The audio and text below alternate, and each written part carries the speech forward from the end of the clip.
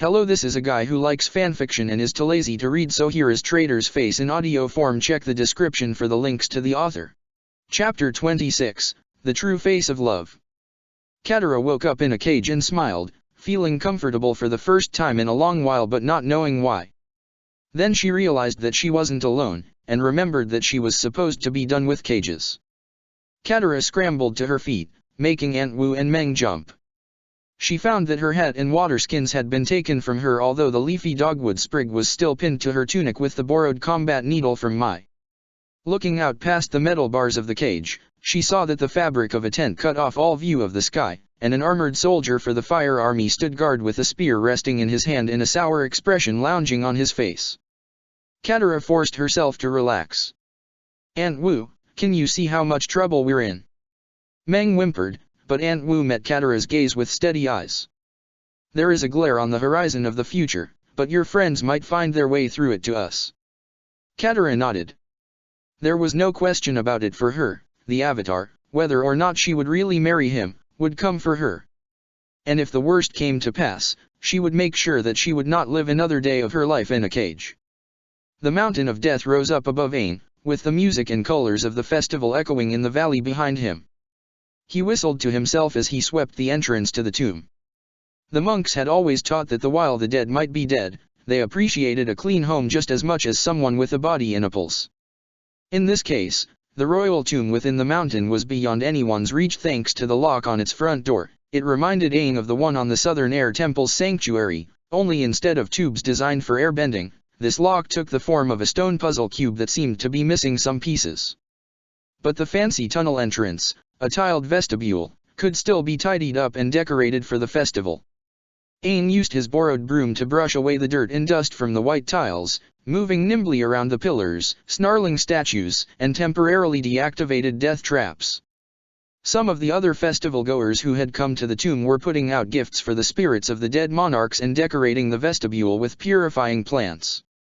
Incense sticks standing up in pots of pure white sand had been used to line the tunnel, giving the atmosphere a heavy scent that let Aang float down through memories of air temples and the festivals of a time of peace.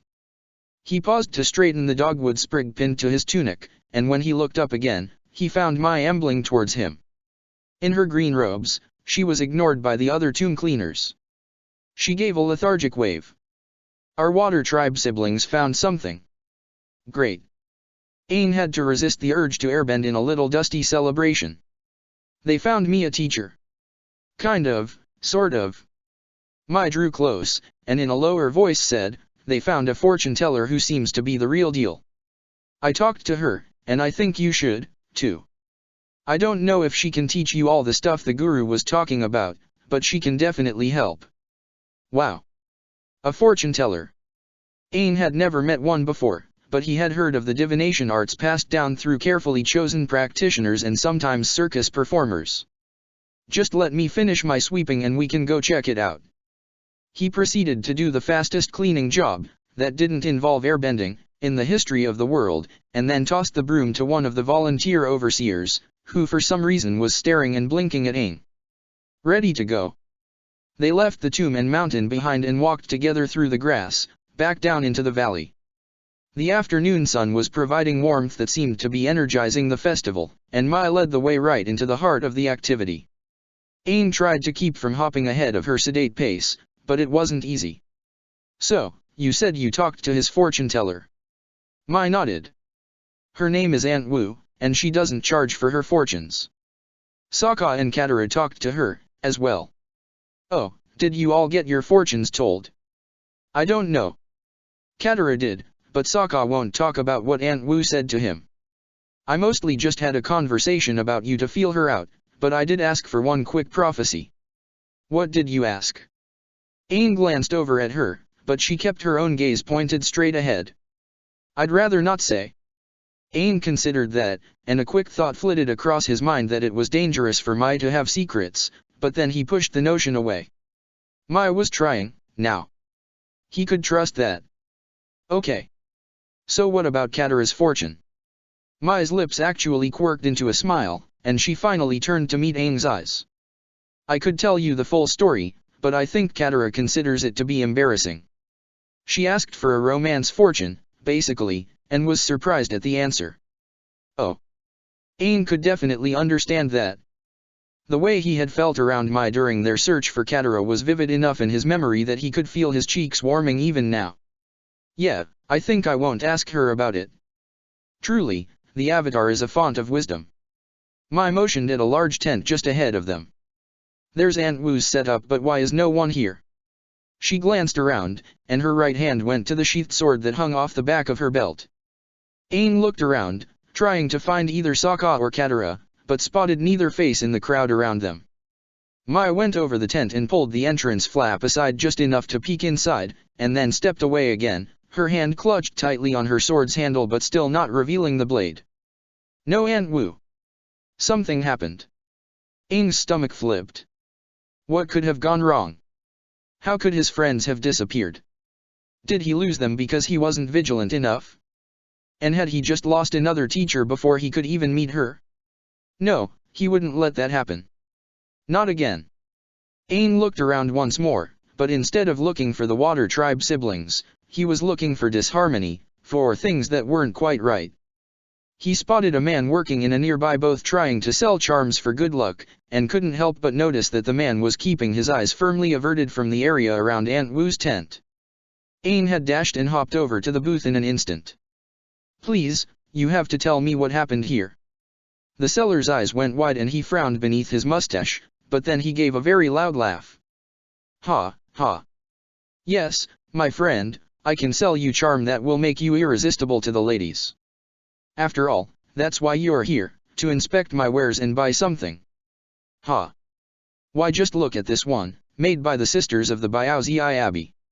Look very closely, young man. Aang blinked. What was this guy going on about? The man reached over and pushed Aang's scarf-covered head close to the booth's counter so that his nose was touching the charm, and then the man leaned over so that his own head was right next to Aang's. Your friends were arrested, he whispered. The fire army arrested the fortune teller, and the girl in the hat tried to stand up to them, so they took her and the young assistant as well. Oh, Aang got it now.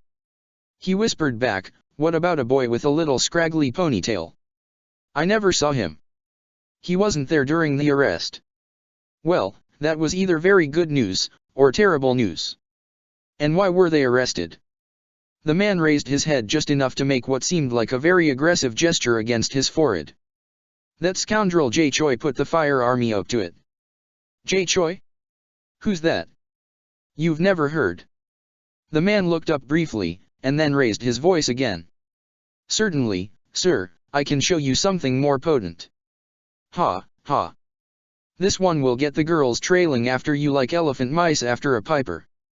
He swapped the charm beneath Aang's nose for another, and then whispered, he's an administrative noble for this province.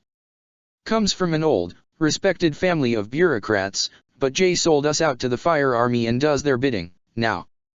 He thinks he can buy our forgiveness by paying for all the food for this festival, but he's nothing but a scoundrel. With lots of spears backing him up. But I have to say, the frosted tanguo on the food tables is pretty tasty. Aang nodded as best he could with his head still being held against the counter. Thanks. The man finally let go of Aang's cranium, and then loudly said, very well, sir, the charm is yours. Good luck. Aang blinked, wondering what this part of the act signified, but then a cold hand grabbed his collar and yanked him back up. Aang turned and found Mai staring back at him with dark eyes. Take your sexy charm and let's go find the Fire Nation camp. Katara was just getting set to ask the guard about bathroom breaks, both for the opportunity of an escape attempt and a real desire for a bathroom break, when Aunt Wu's accuser stepped into the tent. Katara recognized him instantly from the earlier confrontation. He no longer had an ostrich horse beneath him, but the gleaming green robes and wide-brimmed black hat were the same. He was scowling so hard beneath his long beard that it looked painful, and his eyes blazed with fury as he pointed at Aunt Wu and said, now the reckoning is at hand. The fire army captain who stepped into the tent behind him, an older woman with hair that was just starting to turn grayer than her polished armor, snorted with what sounded distinctly like amusement. Let's not get overly dramatic about this, Jay Choi. State your formal charge against the accused. The man Jay Choi continued to point. Thank you, Captain Shimafuri. This sorceress, with the help of her nefarious disciples, placed a hex on my son Young that has completely taken away his wits. Katara was going to voice a protest of such a ridiculous idea, but Captain Shimafuri looked over with hard eyes, and the whole thing died in Katara's throat. Shimafuri said, "Let the record state that Choi is making an accusation of malicious sorcery." "And how does the accused answer?" Aunt Wu finally stood up behind Katara. "I am just a humble fortune teller.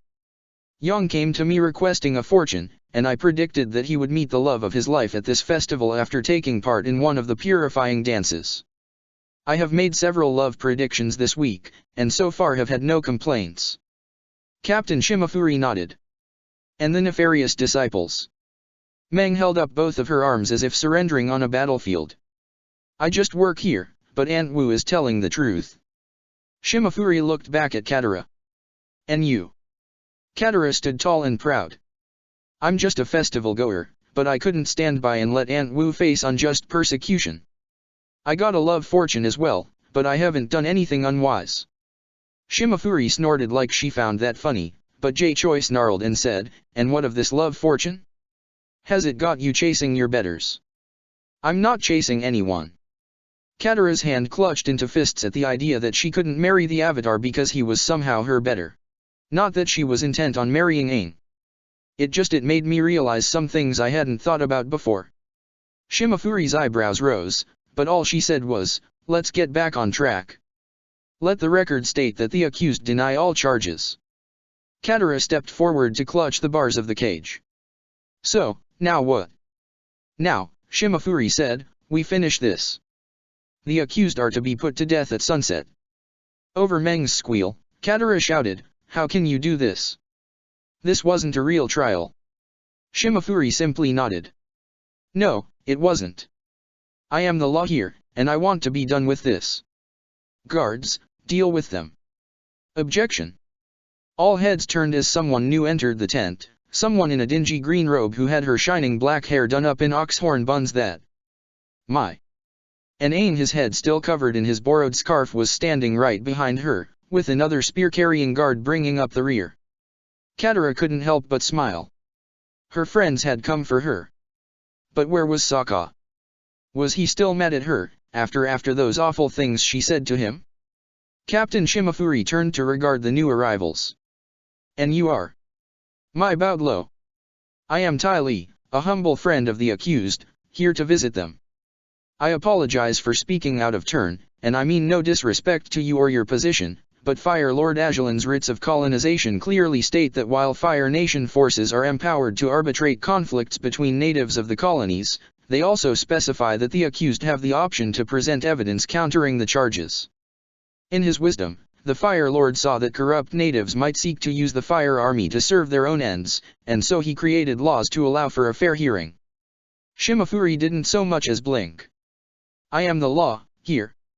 Mai bowed again. "Yes, Captain. You are the embodiment of the Fire Lord's will here in this region of the colonies." "Ridiculous." Jay was growing red in the face, and he moved his heavy-set frame to stand in front of Mai. "This filth knows nothing. I am an administrative official for this province, and I demand the sorceress be destroyed." Shimafuri stepped forward so that she stood face to face with Jay, and hissed, "You are earthborn, and have no power to command me. The point the filth makes is correct. In accordance with the Fire Lord's law, I will provide an hour to assemble evidence in defense of the accused, and then render my final judgment. And if you interfere in any way, interfere with Fire Army business, I will have you in a cage. Is that clear?" Katara could see Jay's eyes moving to take in the guards and their spears, and then he gave a single nod and stormed out of the tent. Shimafuri looked over at the cage, and then at Mai. 1 hour. She turned and followed Jay, leaving the 2 guards behind. Aang and Mai immediately made their way over to the cage. Aang was the first to speak. "Are you okay?" Katara nodded. "Thanks for coming. How did you guys know that stuff?" Aang shrugged. "I didn't." They both looked over at Mai. Her eyes briefly flicked towards the guards, and then back to Katara. "My father made me read and memorize all that stuff. He thought it would be useful for his family to know, given his latest job."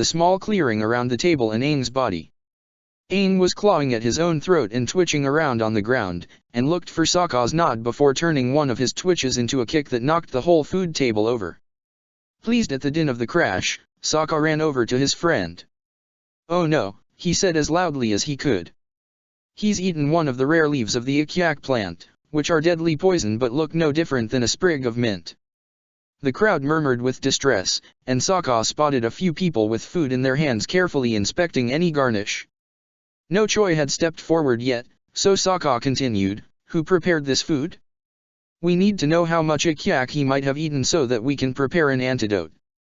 At that point, a young lady dashed out of the crowd in a robe big and long enough to billow out like a sail at the speed of her run.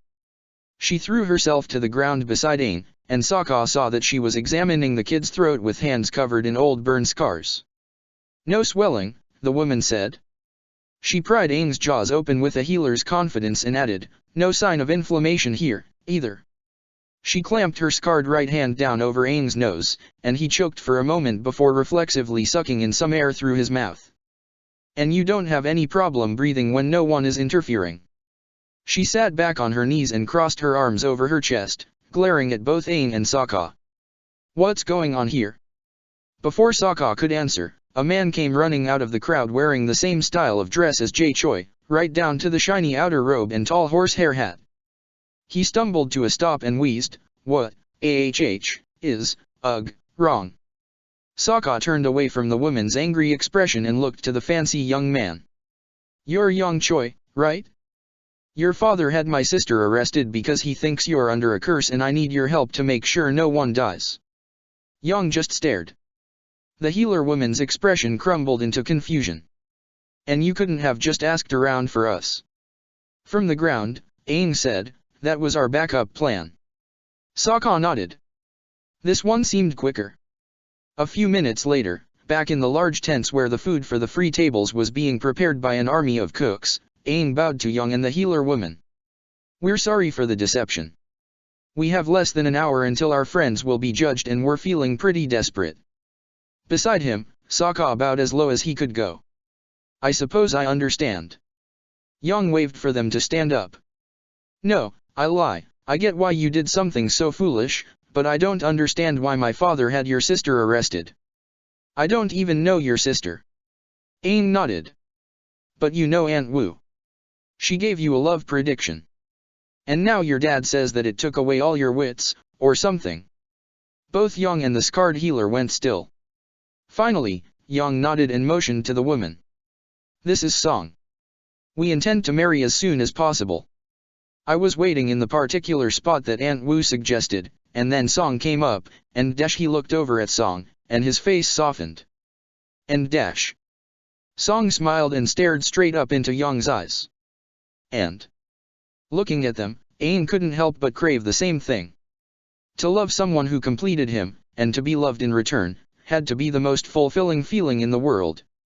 He could almost imagine something like memories of loves like that, but the faces that came with them were just shadows in the mist of time. "We get it," Sokka put in. "And the expected happened, and then your father got all upset." The lovers ended their mutual adoration, and Young nodded heavily. "I told him of my desire to take Song as my wife and give her the life she deserves, and he was angry. We had words, and I had to walk away, but I never expected he sighed." "With what has he charged Aunt Wu?" Aang wondered briefly how to word it. "He kind of is accusing her of being an evil sorceress who cursed you." "Then I must set this right. Take me to the Fire Nation camp." "Both of us," Song said. Young turned to her with obvious alarm. "But if he commands the firebenders, you could be in danger." Song held up her hands, letting the sleeves of her robe fall away to reveal that the mottled, shining scars extended down to her wrists and beyond. "I have dealt with firebenders before. I am not afraid." Young looked like he was going to say something, but Aang thought of innocent Aunt Wu dying because of an angry father, of losing the chance to learn what he needed to fix the world for everyone, and of Katara once again being stuck behind a cage because of the Fire Nation's heartlessness. "Well, whoever is going, let's go.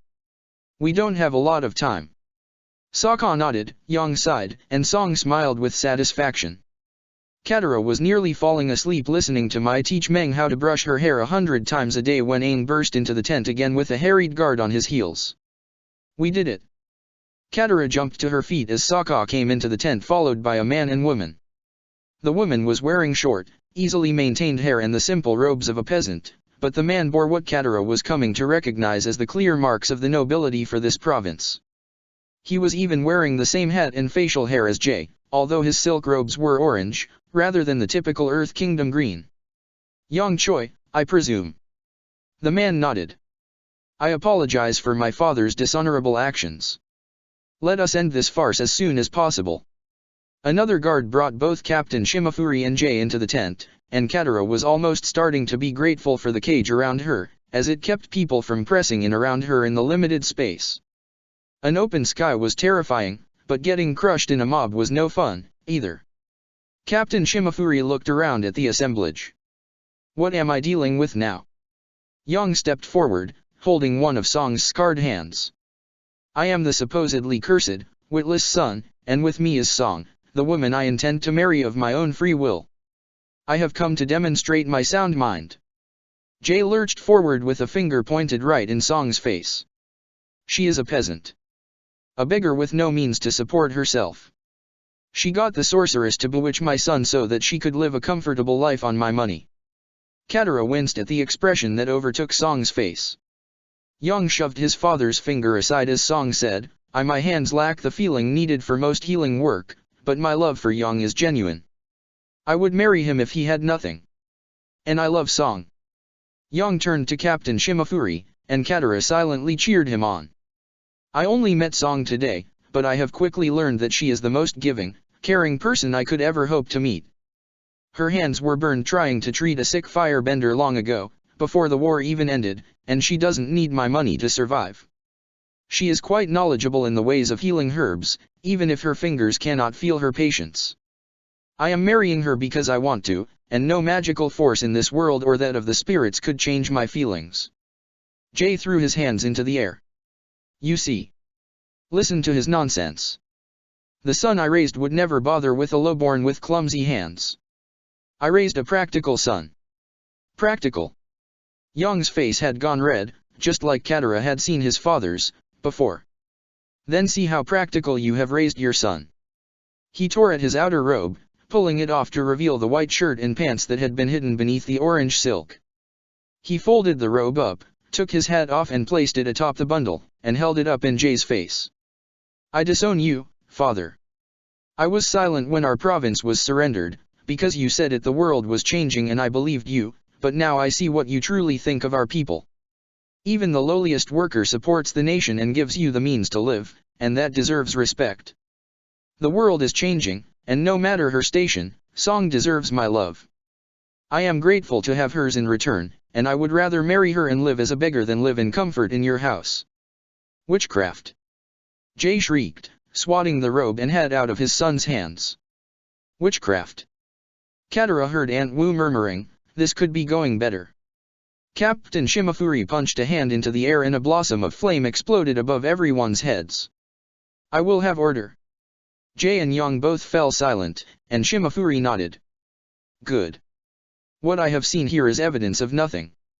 Maybe the boy is cursed and maybe he isn't. I don't care anymore. The younger girls can go free, but the fire army has an outstanding alert for dangerous spirits, and there is too much doubt for me to release the fortune teller. I will be done with this before the sun disappears. Now, all of you get out of my camp. Katara was going to argue, to say that the captain couldn't be done with this couldn't kill Aunt Wu just on suspicions, but then she noticed Mai reaching into her sleeves, going for a weapon. She was going to fight to free Aunt Wu. Katara tensed and for a moment was looking forward to the chance to show the Fire Nation that it couldn't just take people's lives away like this, but then she realized what she was about to do. Could they really get Aunt Wu out of the middle of the camp? And then what would they do, drag her through the festival while the fire army chased them? People would get hurt, and Katara couldn't imagine that Aunt Wu would be very safe. Katara shook her head, and it was a long, heart-pounding moment before Mai's gaze caught it and she took her empty hands back out of her sleeves. Then a guard sprang into Katara's view to open the cage and yank her away. Aang stumbled as the firebender guard threw him out of the fire army's camp, and he heard the impacts of his friends' bodies on the grass and they got the same treatment. Mai, Sokka, Katara, and her hat, Yang, Song, and even the small girl with the giant pigtails had all been released, but the fortune teller was still inside. There was no time to waste. The sun was falling behind the mountain of death and the sky was a mix of purples and reds. Aang didn't even wait to check that no one was looking before throwing a gust of air to pop himself back to his feet. I'll go get Appa, and then we can swoop down and grab Aunt Wu out of there. He spared a quick moment to make sure his friends got the plan. He found confused stares from Yang, Song, and the pigtails girl. Mai's expression was blank. Katara was biting her lip, and Sokka shook his head as he stood up and said, "You'll never make it in time. We left Appa pretty far back. So, what, you don't even want to try?" Sokka opened his mouth to say something, but Katara silenced him with a hand on his shoulder. She then stepped over to Aang and looked at him with blue eyes that reflected the first few stars in the sky. "Do you really think you can make it?" Aang wanted to say yes, that he could cover the distance back to the camp easily with his glider, but then he remembered that he had lost his staff back on Crescent Island. He couldn't stop his eyes from flicking over to Mai, but he quickly looked back to Katara. "We have to do something," Yang said. "I'll rally the people. We can pressure the captain, show her that we won't stand for this bullying." He grabbed Song's hand, and together they went running back to the festival. Aang didn't think they'd be any quicker than going back for Appa. Explaining the situation just once would take too much time, never mind trying to spread the word to enough people. There just wasn't a way to speak to everyone all at once, to give them real understanding without wasting words on. Wait, Aang said. "I have an idea." He looked around. He was too close to the fire army camp, so he needed some space. Waving the others along, he ran with a burst of airbending enhanced speed across the top of the valley wall. He skidded to a stop once he figured that none of the camp's guards could see what he intended to do, and then sank into a lotus position so that he could meditate. He had slowed his breathing by the time his friends, and the pigtails girl, sprinted over, and he smiled up at them as he closed his eyes. Everyone at this festival is sharing a kind of connection. I'm going to find it, and use it to send a message. Sokka scratched his hair. What kind of connection?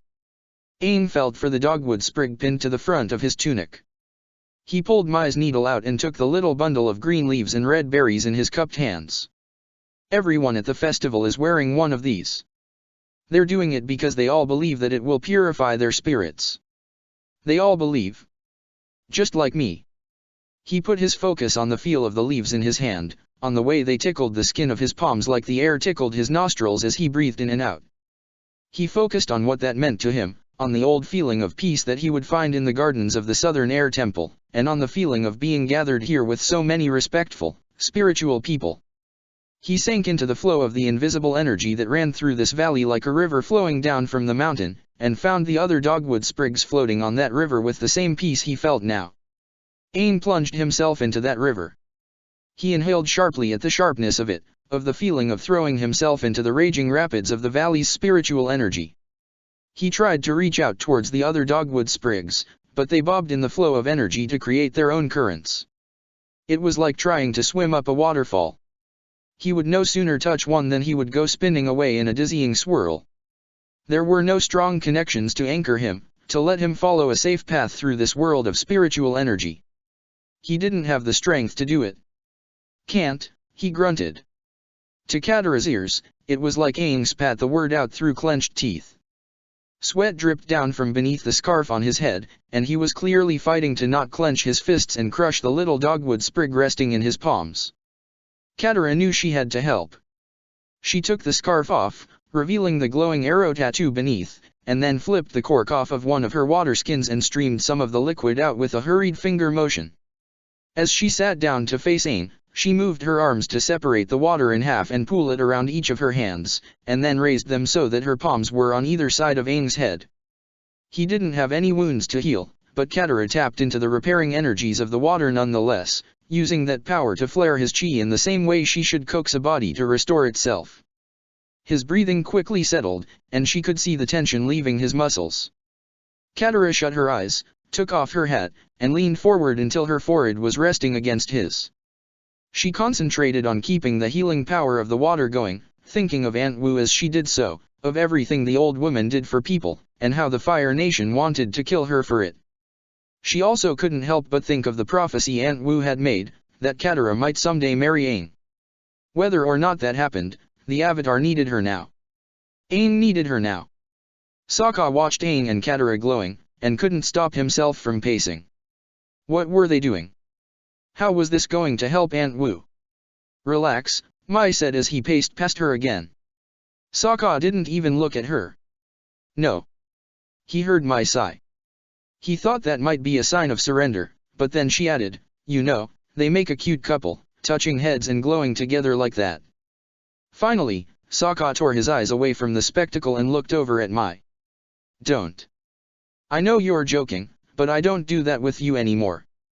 He didn't wait for her response if she planned to make any before turning back to Aang and Katara.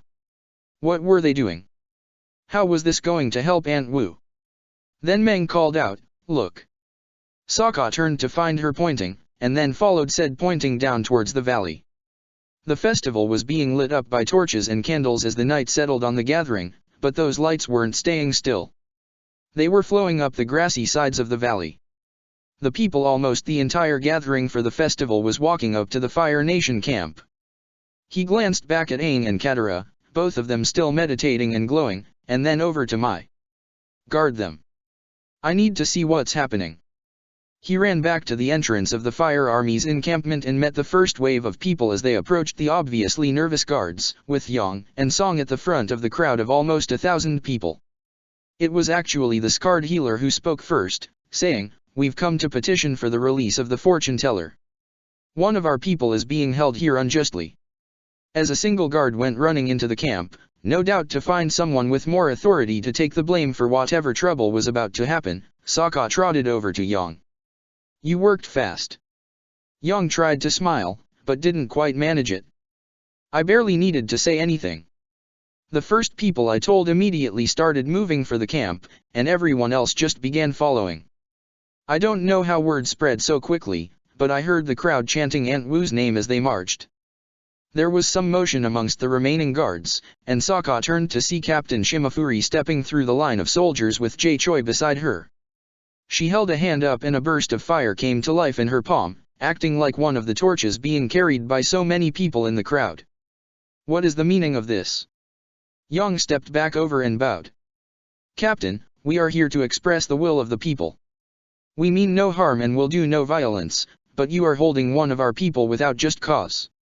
We ask for her release. Sokka saw Shimafuri eyeing the size of the crowd. Her forces were outnumbered, although Sokka doubted that there were many fighters amongst the festival goers. If it came to a fight, the Fire Army had a good chance of winning. Judging from the captain's expression, she had done the same math as Sokka, but Jae looked absolutely terrified of the mass of people in front of him. The captain turned back to Yang and Song. I told you, the Fire Army can't risk anything when it comes to spirit troubles. She must be killed. What if, Sokka broke in, all the people took responsibility for Aunt Wu? They don't want people being cursed, either, and Aunt Wu hasn't done anything to anyone from the Fire Nation. Jae took a step closer to Captain Shimafuri. She cursed my son. I, Yang said, am not from the Fire Nation. Nor am I cursed. Song took one of Yang's hands in her own scarred pair. We're just in love. Love knows no nation, nor do the spirits. They're risks and blessings for us all. Please, Captain, release Aunt Wu to the custody of her people, and let us solve this peacefully and in friendship. You can't, Jae hissed. I cannot allow it. Captain Shimafuri raised the hand that wasn't on fire to her brow. You just don't know when to shut up, do you? You may be an official, Jae Choi, but until you can get control of your own people, I won't believe that you can make me do anything. She looked out once again at the crowd. Aunt Wu, Sokka called out. Aunt Wu. Yang and Song both took up the chant, repeating Aunt Wu's name, and soon it spread amongst the whole gathering. The fortune-teller's name echoed down through the valley and off the mountain of death. Sokka thought it was a pretty neat effect. Captain Shimafuri turned to one of her guards and said something that Sokka couldn't hear, and then the soldier ran off into the camp. The chanting had gone on for 5 more minutes when the guard came back with Aunt Wu. Shimafuri motioned, and all her soldiers stepped back to clear a path for Fortune Teller to the crowd. I release your elder to you.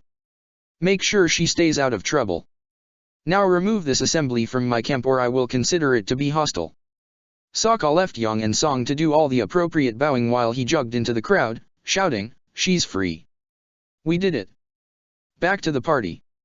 Not that the festival was really a party, but in Sokka's opinion, this definitely called for one. A few hours later, Katara stood with Aunt Wu and all her friends while they watched an earth shaman and a volunteer scribe finalize the marriage between Yang and Song.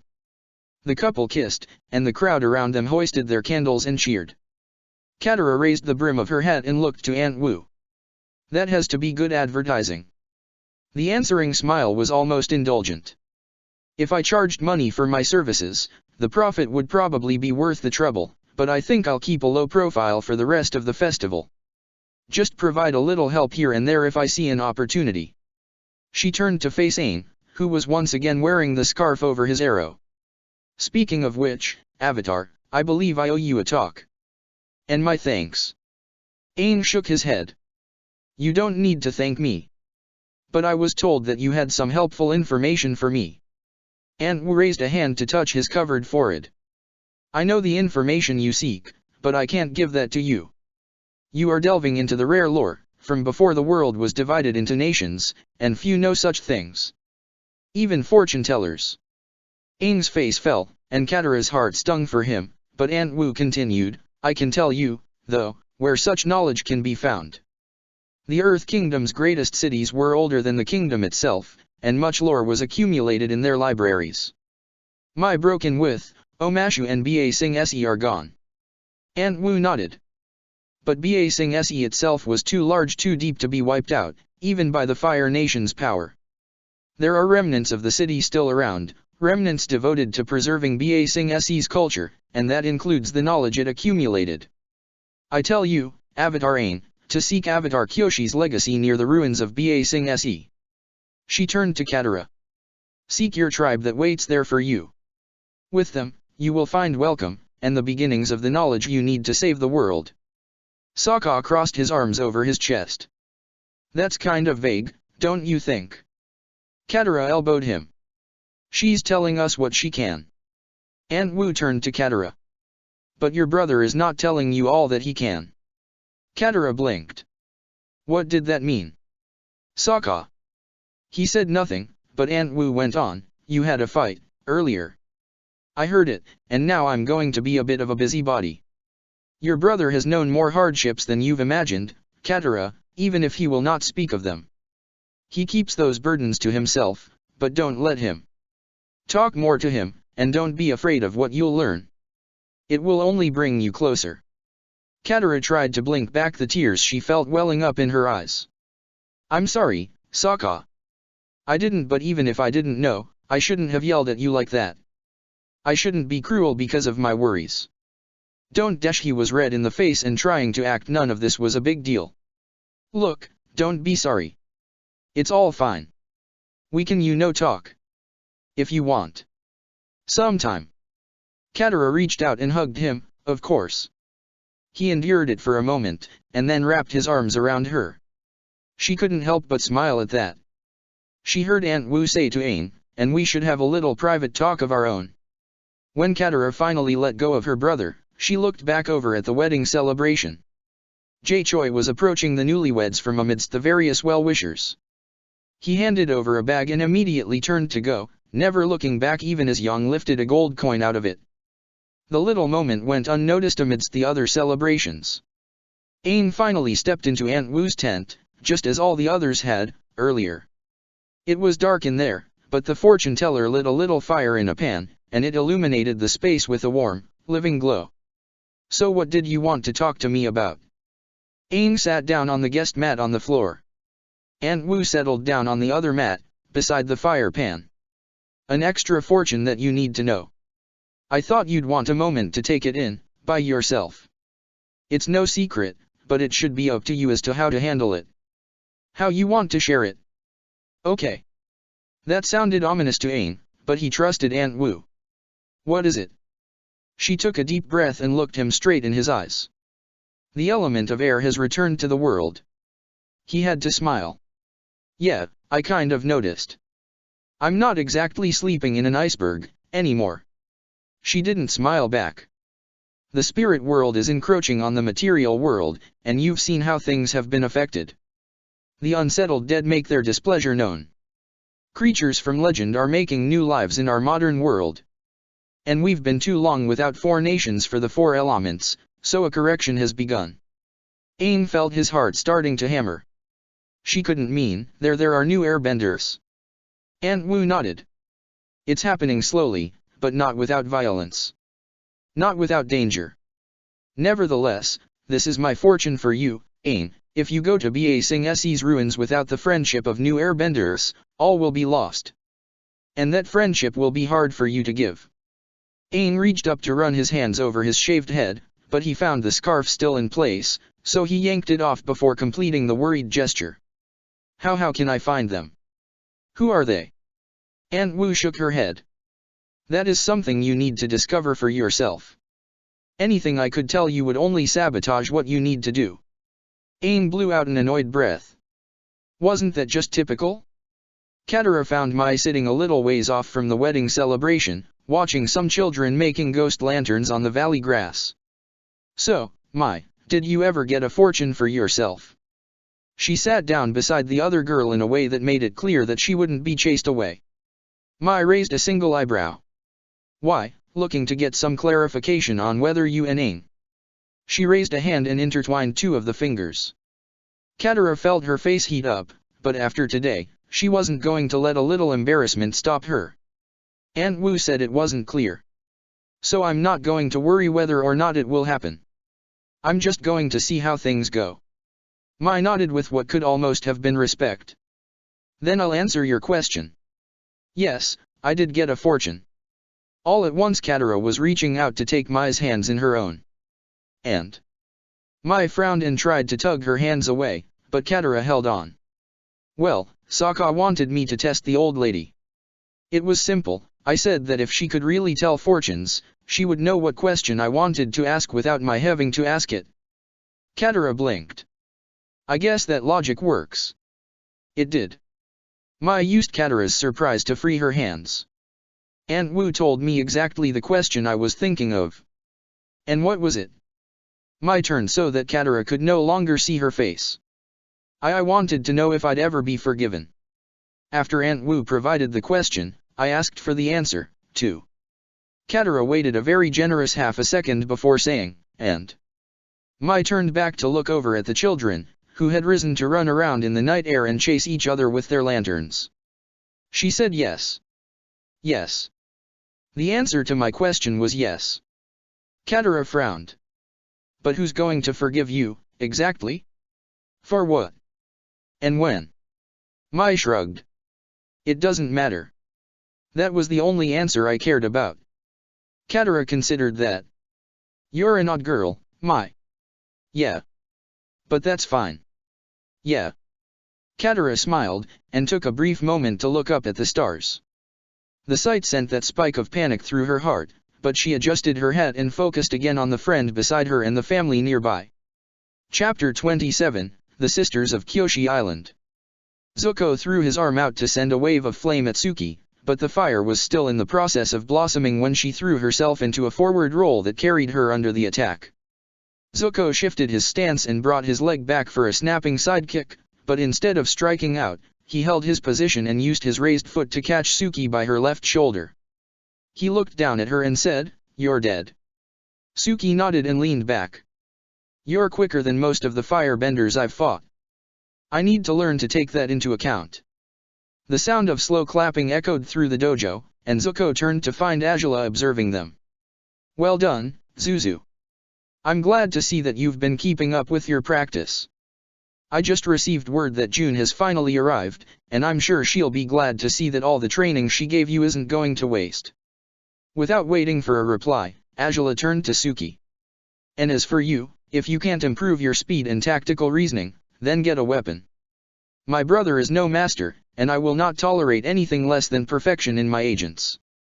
To Zuko's annoyance, Suki lowered her head to the dojo's floor and said, "Thank you for the suggestion. I know how to use a katana sword dash. I know the type. It operates on the same principle as a Deo saber. Go tell the outpost's commander that I'm requisitioning one for you. Now." Suki pressed her forehead to the floor again and then scurried away. Zuko crossed his arms and gave his sister as much of a glare as he could with one eye. "You wanted her to leave us alone." Angela gave him a sharp little smile that didn't reach her eyes. "My, winning a sparring match and seeing what's going on right in front of your one-eyed face. Today is a good day for you. But yes, after I got word about June, I stopped by the communications office to check for messages. Father sent a wire that the operation to recover Suki's sister has begun. Piandao himself has been tasked with it, which I presume is an excuse to get him out of the capital for a little while. The operation against Zhao got a little hot, from what Father shared." Zuko blinked. Since arriving back in the Earth King, the colonial continent, they had been staying at a small fire army outpost, waiting for June to meet them, and Angela had been sending and receiving telegraph messages several times a day. She hadn't said what they were about, except for one brief aside that Father had moved against Zhao but he had disappeared in response.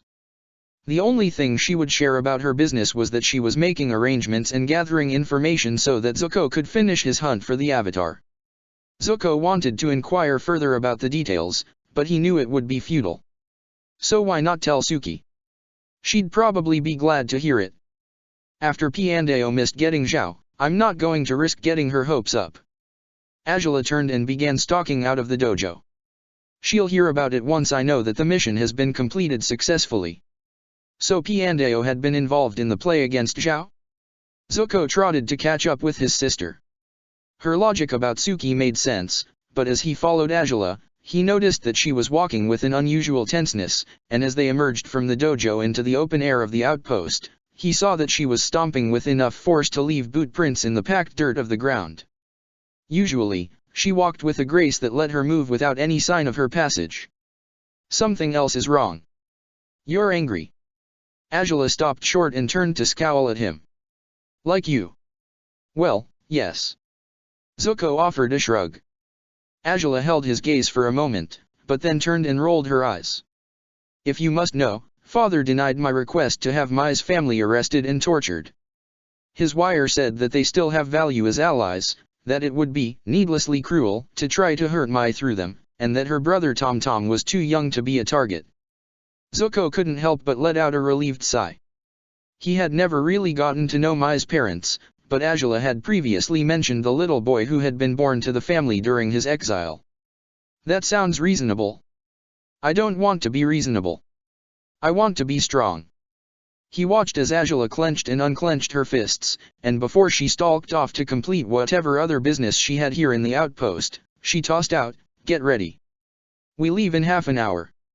Zuko stood there, considering that. His memories of Father were full of lessons on strength, but did that extend to hurting the innocent families of traitors? Had it extended to Zuko himself, when he failed to do his duty during the siege of Ba Sing Se? Had Father changed, or were Zuko's memories deceptive? He would find no answers standing here. Zuko went to get his things together, and then to find Suki. He would be ready to leave at Angela's appointed time, so they could continue the hunt for the Avatar and the only way home. Piandao found the Yamato Island Navy base much to his liking. It was a typical naval outpost with docks and coal depots and all the various things that the Fire Nation needed to project its power across the oceans, but what had caught his eye were the training grounds for the marine soldiers. There was an entire scuttled junk on the shore that was currently being used to practice a boarding action, and one whole corner of the base had been devoted to a mock pirate fortress that was in the process of being mock attacked. It looked like fun. Battle was always more amusing when no one was dying. Sadly, Piandao was not here to have fun. He followed his escort through into the base, trying to feel comfortable again in his old service armor, and the sword at his side helped with that. The escort took him past the various buildings and piers over to the mock fortress, where an officer was observing the proceedings. Piandao glanced over at all the activity for a moment to watch a squadron commander lead a team of firebenders in a rush at the fortress, and turned away just as they were hit with a bag of ink representing the contents of an enemy catapult. The escort led Piandao straight to the observing officer and whispered, "Commander Wero will see you, now." Piandao nodded in acknowledgement, then stepped forward and bowed to Wero. "Sir, Lieutenant Lee reporting, on direct assignment from Central Command." Wero turned and regarded Piandao with hands clasped formally behind his back. "Rather old for a lieutenant, aren't you? Who's your commander?" "I regret to say that both of those answers are classified, sir." Piandao produced a scroll from his belt and offered it to the commander. "I'm here to retrieve one of your Marines for reassignment to Special Operations." He glanced over again at the drill, taking note that amidst the spears, fireballs, and arrows flying through the sky at the fortress, a cabbage-sized rock was also arcing along. Wero looked up from the scroll. It was a genuine document, endorsed with one of the rare anonymous imprints given to the highest-ranking officers and royals who had served in the military, such as Prince Jose, and listed all the relevant details of Piandao's request. "You're here for Lieutenant Kire?" "Why? I'm afraid that's classified, too, even from me. I just know her name and number, and that I'm to bring her back to the capital." Piandao looked over at the mock battle again, once more picking a flying rock out of the sky. "I see." Wero grinned. "You know, I also have some special, classified orders about Lieutenant Kire." Piandao nodded. This had always been a possibility, and he had already resolved to make this as clean as possible. "I hope those orders don't conflict with mine, sir." "Old and cheeky for a lieutenant." "Execute protocol, sister." Piandao heard the sound of a knife being pulled from its sheath, and immediately snapped his left arm backwards to smash his elbow into his escort's nose. Even the unsheathed knife clattered to the ground. Piandao was drawing his sword with his right arm in a cut that put a shallow gouge across Wero's face. As the commander raised his hands to the wound, Piandao kicked him to the ground. Then he ran straight into the mock assault on the Fire Nation's imaginary enemies, dodging surprised Marines and taking a very particular path that led him in the direction of the source of those two thrown rocks. He took a deep breath and bellowed, "Lieutenant Kire, report." Amidst the charging soldiers, one turned her head in response, and Piandao saw a young woman's face beneath the helmet, a few locks of sweaty black hair plastered to her forehead. Of course, he had no idea what Kire was supposed to look like, but Angela's communique had said that she was an earthbender from Kyoshi Island, and the woman staring at him was unarmed, barefoot, and maintaining a low and solid stance that was completely unsuited for firebending. Also, the eyes Piandao saw now were a blue color that could almost be green in a certain light, a shade that evoked the islands of the southern seas, the stepping stones between the Earth Kingdom and the Southern Water Tribe. Piandao sheathed his sword just before he reached her, so as not to present himself as a threat. While the other confused Marines immediately around her took reluctant defensive stances, he said, "Suki sends greetings. I think your commanding officer is going to try to kill us both now." Piandao had just finished the warning when Wero's voice rang out with, "Lieutenant Kire, subdue that spy and report to me at once." Piandao waited, and Kire stared back at him with those bluish eyes. The past. Half a world away. Roughly 3 years before she would meet the deadliest swordsmaster in the world, Kire had been watching from the shadows as her neighborhood was invaded. In the dark of the night, she didn't even need to seek cover, her dark clothes and face paint working with her complete lack of movement to make her functionally invisible. When she finally struck, it would be like a shadow itself coming to life. And she wasn't the only one ready for trouble. The invasion in question was small in size, just a few carousing swordsmen in red tunics, probably bodyguards from one of the merchants' ships come to trade, but soon they would learn that they should have stayed closer to the docks. Parts of the village were able to thrive on the commerce that came from the trading ships and the business offered by the soldiers in the big navy base, but this particular neighborhood did not see much of that coin. This was the haven for people who couldn't or wouldn't hold a job in the civilized areas, and some visitors thought that gave them the freedom to do what they wanted with the residents. That's why Kire and her friends were here. A call like a cranefish's warble had sounded when the invaders had crossed the invisible border to the neighborhood and been echoed across the streets, and now a whistle like a blue jay went out to signal the completion of the defenders' gathering. Kirei stepped out into the swordsman's path, walking with confidence and aiming her worst glare at the invaders. You made a mistake coming to Unagi territory. They stopped short, eyes going wide with fear. A day shy of her 16th birthday, Kirei knew she didn't normally make for a very imposing figure, but that was what the face paint was for. The real Unagi had the face of a monster that would have been intimidating even without its massive size, and replicating that appearance with gray and black face paints could turn even a slight teenage girl into a figure out of a nightmare. And anyone who knew of the monstrous beast in the bay would know its ferocity, a quality the Unagi gang was more than happy to evoke. Of course, even scary face paint and reputations could only accomplish so much. The swordsmen blinked their way into enough sobriety to realize that their opponent was a single girl to their three. Kirei had been wondering if they would bluster or go straight to violence, and was only mildly surprised to see that they were reaching for their swords. By the time blades cleared sheaths, the rest of the Unagi gang had stepped out of the shadows. The swordsman froze, finding that the dark and formerly lonely lane had sprouted a small army of teenagers, all with faces painted like the island's most dangerous aquatic predator. Kirei saw the swordsman's eyes widen as they noticed the weapons being brandished by her gang mates. None of the bits of sharpened metal had started their artificial lives as weapons, but it didn't take much work to take scraps of worn battleship hulls, broken armor, and shattered windows and give them lethal points. The swordsman turned back to Kirei. She grinned at them, then leaned down and sunk her hands into the dirt road as easily as if it was a babbling stream. When she rose and lifted her fists, they were encased in dirt packed hard enough to form some credible spikes. One of the swordsmen said, "Wait, we can leave dash." But they hadn't yet, so Kirei lunged forward and swung a left hook at him, and even as he was clumsily deflecting the blow with his sword, the rest of the Unagi warriors were closing in with their sharp bits of metal. Kirei didn't put too much effort into her subsequent assault. The strength of Unagi gang was in its numbers, and as the group's sole earthbender, she was too valuable to risk.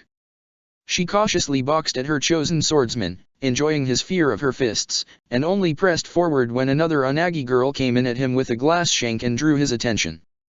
The swordsman raised his dao to chop at the interloper, and Kirei took advantage of the moment to first deliver a hammer punch down on his closest shoulder with her right hand, and then she slammed a punch in at his chest with her left, laying him out.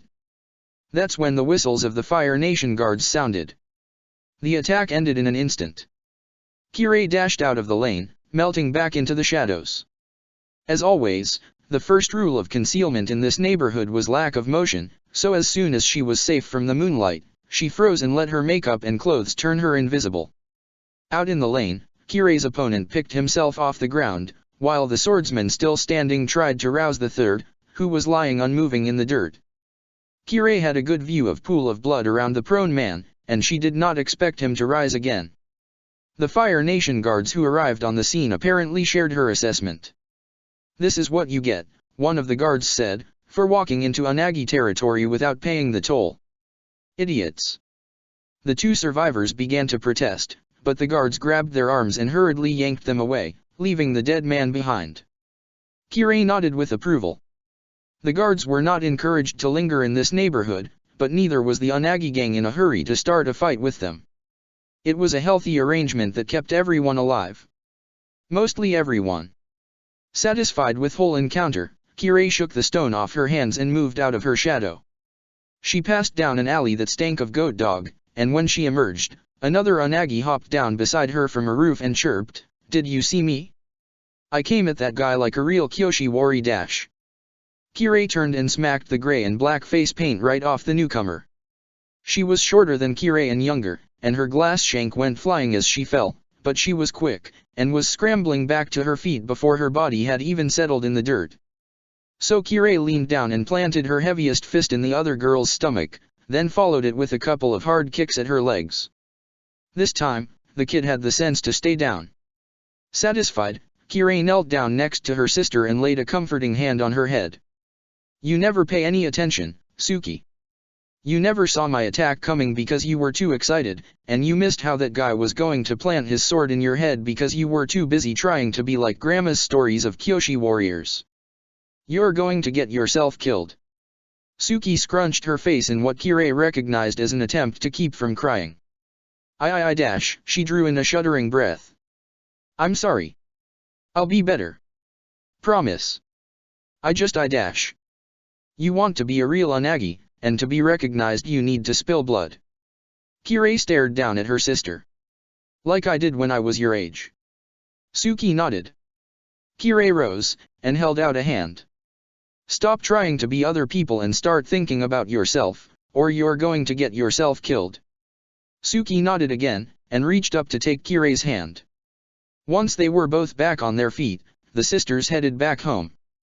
Piandao made himself stand without worry as he stared down Lieutenant Kirei. He watched as her hands tightened into fists, and a warm sea breeze wafted over them.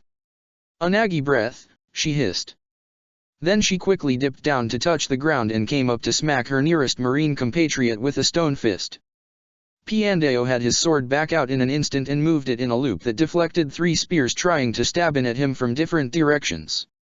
He took advantage of the torque the long weapons offered to shove back at his attackers and twist them off their feet. He was resetting into a classic defense stance when he felt Kirei's back press against his own. She floated a rock out the ground with both arms and flung it with blurring speed. You have an exit strategy. Yes. Piandao threw out a sequence of slices that cleared enough room in front of him to stab at a particularly brave attacker, making sure that the blade hit just enough bone to cause blinding pain with minimal damage. I'll cover you while you make us extended cover. Unagi breath, she spat again, and extended her arms out in a long stretch in front of her. She held that stance while Piandao moved in a circle around her, chaining every rapid step he took into blade sequence that protected her from the variety of attempts to kill her. The spears and swords were easy to deal with, as they could be caught and deflected, but the firebenders were the real trouble, and he had to keep a dedicated eye out for them so that he could strike before they could finish their own attack, pushing hands and feet off target before flame could bloom, and occasionally slicing deep into a limb that he couldn't otherwise reach in time. He had lost count of his steps when she finally drew her arms in and stamped a foot down hard enough to make the ground explode into a cloud of choking dirt. Piandao used his free hand to wrap a cloth to cover his nose and mouth, then grabbed Kirei and pulled her along in a run. He couldn't see in the dust cloud, but he had already picked out his escape route, and long ago learned how to pick out opponents by sound alone. While the Marines coughed and stumbled, Piandao ran, and sliced and stabbed. He made what efforts he could not to deal any fatal blows, and given how long it took cuts to bleed out, he was reasonably sure that he was keeping casualties low. Kirei, flinging heavy stones as she ran, didn't seem to be making the same effort. The past. Half a world away. Kirei saw the Unagi sentry stir as she and Suki approached Boss Oyoji's nest, but a quick hand signal was enough to gain entry. She led Suki in through the main entrance, past the foyer where another pair of sentries greeted them with quick hugs and friendly obscene gestures, and then into the nest proper. As always when the Unagi gang had taken a life, they were throwing a party. Someone tossed Kirei a small jug, but she wasn't in the mood, so she passed it on in an underhand throw to an older Unagi, while beside her, Suki caught a biscuit and immediately began nibbling. Kirei settled in against a wall and took in the scene.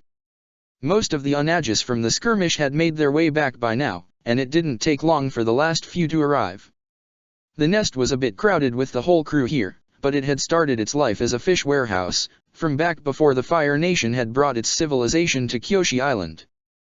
There was plenty of room, even with the back half of the building given over to living space for the Unagi members with no other home of their own. Kirei and Suki shared a threadbare hammock back there. As Kirei watched, the Unagi boss emerged from that half of the nest, pushing past the curtains that served as the walls for his own suite. The revelry quieted down as Boss Oyoji, the old bearded man who was master and father to everyone in the gang, looked around, and when he was sure that he had everyone's attention, he began clapping. My little eels. You've done well tonight. You protected our friends and family from invaders, and demonstrated the grace and skill that has defined Kyoshi Island since the day our land was sundered from the mainland. But even better, I have heard that one of you is ready to be recognized.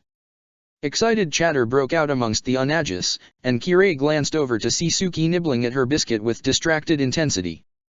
Boss Oyoji grinned through his beard. Chaijin, step forward and show us your blade. A girl around Suki's age stepped out from the crowd, and held up what looked to Kirei like the sharpened shin plate from a set of firebender armor. Blood had dried on the metal, but it was still plainly visible in the light of the lanterns as a dull stain on black paint.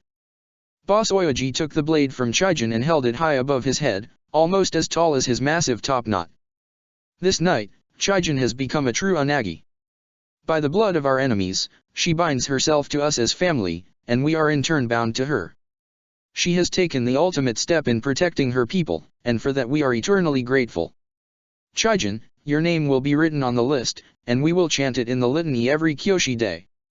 A century from now, when we are all dead, the Unagi gang will still be living on, and you will be part of its eternal memory. Everyone cheered and hollered, the unrecognized like Suki loudest of all, and someone began pounding a drum in a celebratory beat. Kirei lost sight of Chijin as a crowd pressed in around her to congratulate her and offer her gifts, but she did catch Suki diving into the press of bodies to be amongst the first. Kirei hung back, and soon Boss Oyoji was shuffling over to her. I heard that you, too, did well tonight, Kirei. She shrugged. It's not hard to be brave when I have the earth beneath my feet and 30 warriors with weapons backing me up. Oyoji chuckled. Don't sell yourself short. An earthbender is in danger from the Fire Nation just for existing. I'm glad you have our protection. You mean, Kirei said slowly, you're glad my parents drowned and I had to go to you to survive. Come, now. Oyoji leaned forward and put a hand on her shoulder. You know me better than that. I wish all of our people could live happily and safely. I would be glad if your parents were alive to protect you. By all accounts they were good people, and your mother was the daughter of a Kyoshi warrior. I have no doubt she would have done right by your gift. He gave her one last pat on the shoulder, and then leaned back again. Not looking forward to your birthday, are you? Kirei didn't even bother to think about. I don't know. I'll be of age, finally. 16. An adult at last. Oyoji nodded. Free to get travel papers, free to own property, free to marry. I know you don't want to spend your whole life wearing face paint and fighting. And I don't want to stop you from finding what makes you happy. But consider that you need to be careful. The Fire Nation controls everything here in the southern seas, and the war on the mainland isn't going well. Ba Sing Se itself is under siege. And the rounding up of earthbenders isn't just stories. Kirei nodded. I know. I think a lot about what could hurt me. That's because you're smart. Here. Oyoji reached for his belt, and took one of the little bags hanging from it. He tossed it to Kirei, and it jingled as it landed in her palms. Celebrate your birthday. Take a friend or two, or your sister, and go on a jaunt. Maybe enjoy the hot springs up the mountain, or one of the beaches that the Unagi leaves alone. Kirei held up the bag, weighing it in her hand. Thanks. I guess I'll set out tomorrow. That's right. Enjoy tonight, and then when the sun rises, use your birthday to see what's on your horizon. Oyoji gave her one of the family signs, and moved on to join the celebration. Kirei tied the bag of coins on her belt, and looked up to watch Suki dancing as part of a group in the center of the nest. Piandao poked his head through the doorway onto the deck and watched just long enough to get a sense for the pattern, then eased himself back down into the cargo hold. For a scuttled Earth Kingdom junk on a Fire Navy base, the accommodations were fairly nice. The base personnel must have put real effort into maintaining the ship, even though it would never sail again, but that made sense. The Fire Nation may have already conquered the world, but it would always have enemies, and without a ready supply of real combat, it would have to invest in training. This junk would be valuable for as long as Marine soldiers were stationed at this particular Navy base. For now, Piandao found it valuable as a hiding place. He made his way down into the secondary hold, and found Kirei waiting for him in the deepest shadows. The only light down here came from a crystal safety lamp hanging from the ceiling, but the sound of her breathing was enough to reveal her presence. We have about half an hour, he told her as he sat down against the hull. Then 2 of the search teams will converge here and probably do a very thorough search of this ship. I propose that we avoid fighting them and try to sneak around their approach. Kirei stepped forward to let the furthest edge of the light reach her. We should leave now. We can make our way up the shore. Piandao shook his head. I can guarantee that the shore is already being watched, most likely from the water, and they will have ways to draw attention to our position. I think our best bet is to sneak back through the base to the port town. It has already been searched, and we're both capable of creeping through with minimal violence. Once we're in the town, it will be easy to get to the dock where I have a smuggler on standby, and he can get us safely away. Kirei didn't say anything for a long moment. You're not Fire Nation. Actually, I am. Piandao smiled. Retired military, currently a servant to a powerful lord. But you're fighting them. I'm fighting elements within my nation. It might not seem that way from Kyoshi Island, or even in the lower ranks of the Navy, but the Fire Nation is not entirely united. And, I'm sorry to say, you've wound up in the middle of the whole mess. Kirei's eyes narrowed. You mentioned Suki. Your sister wants you to be safe. I am in the process of arranging that. Kirei crossed her arms over her armor. So my little sister got involved in Fire Nation politics, and now I'm collateral damage. My career with the Navy is over. Piandao nodded. If it helps, your sister stands to be well rewarded. Kirei gave a single, bitter laugh. It's her methods I worry about. The past. Half a world away. The morning after Chijin had been recognized, Kirei woke up in her hammock to find Suki gone. This wasn't unusual, but today it was inconvenient. Kirei wanted to talk to her before setting out on her birthday trip. There were some important decisions to make, after all. Kirei packed everything she owned into a small knapsack: a few sets of clothes, various weapons she had made, the pouch of money Oyoji had given her, and a seashell a 3-year-old Suki had given her as a birthday present, and made her way out of the nest. Some Onagis were hanging around playing a dice game, and another pair was engaging in some light sparring and trading knife fighting tips, but Kirei ignored them and only stopped to talk to the sentry. Today it was Sepun, a boy who Kirei had given his first kiss at the building's door. Where's my sister? Sepun grimaced. A girl came around asking for Suki, and they went away together. Kirei suppressed a groan. Which girl? Sepun shrugged. Dunno. Looked about the same age. Brown hair and brown eyes. Green clothes. Bare feet. Kirei's stomach flipped. It sounded like Unagi breath. She turned and ran. Getting out of town wasn't an easy task, thanks to the defensive wall that ringed the entire settlement and the Fire Nation's control of the only gates. There were ways around the problem, some of them even available to the Unagi gang, but Kirei had her own special method. She dashed through the town as fast as could, dodging people and buildings, and sought out a section of the outer wall that she knew would be deserted this time of day. She didn't slow as she approached the tall wooden barrier, but she did transform her run into a flying leap as soon as she came within sight of it. The jump, of course, wasn't enough to take her anywhere close to the height of the wall. It wouldn't even take her as far as the wall itself, but that wasn't the point of the jump. Instead, she focused on her landing, extended her senses down through her bare feet, and commanded the earth to match her downward motion. It resisted, because it was solid earth, but it did yield a little bit, cushioning her fall. Then Kirei raised her arms and showed the earth how to turn its resistance into reverse motion, and the ground snapped back up to shoot her into the air. She flew up over the wall and down the ground on the other side, landing harder than she wanted but without injury. She got back up and returned to her running as she made her way into the forests that surrounded the wall just as the wall itself surrounded the town. She found Suki and Sabure exactly where she expected them. What do you two think you're doing here? Both younger girls startled at her voice, and Sabure immediately stepped back and fell to her knees with her head bowed penitently. Suki remained standing, clutching something. Sabure wanted to show me something. Don't be mad at her, I said it was okay to dash. Kirei cut Suki off with a gesture, and turned to Sabure. How did you get her past the wall? Sabure just bowed her head lower. Kirei twisted her right foot, and a rock that had been lying amidst the bramble on the ground rose up to float beside her. You want to try it, Sabure? You finally want an earthbending duel? Me and you, the last earthbenders descended from Kyoshi warriors? Get up and let's go. No. Suki grabbed Kirei's arm. Please, she knows a tunnel. She didn't use her earthbending, we were safe. Kirei didn't give in to the temptation to shake Suki off. She kept her gaze down on Sabure. And where did this tunnel come from? If she didn't dig it, then it's one of the old smuggling tunnels the Kyoshi warriors kept. You think the Fire Nation would be okay with that? We were safe. The strain in Suki's voice pulled at Kirei's gaze, and she glanced over to see tears falling down her sister's face. We made sure no one was watching. Please, don't hurt her.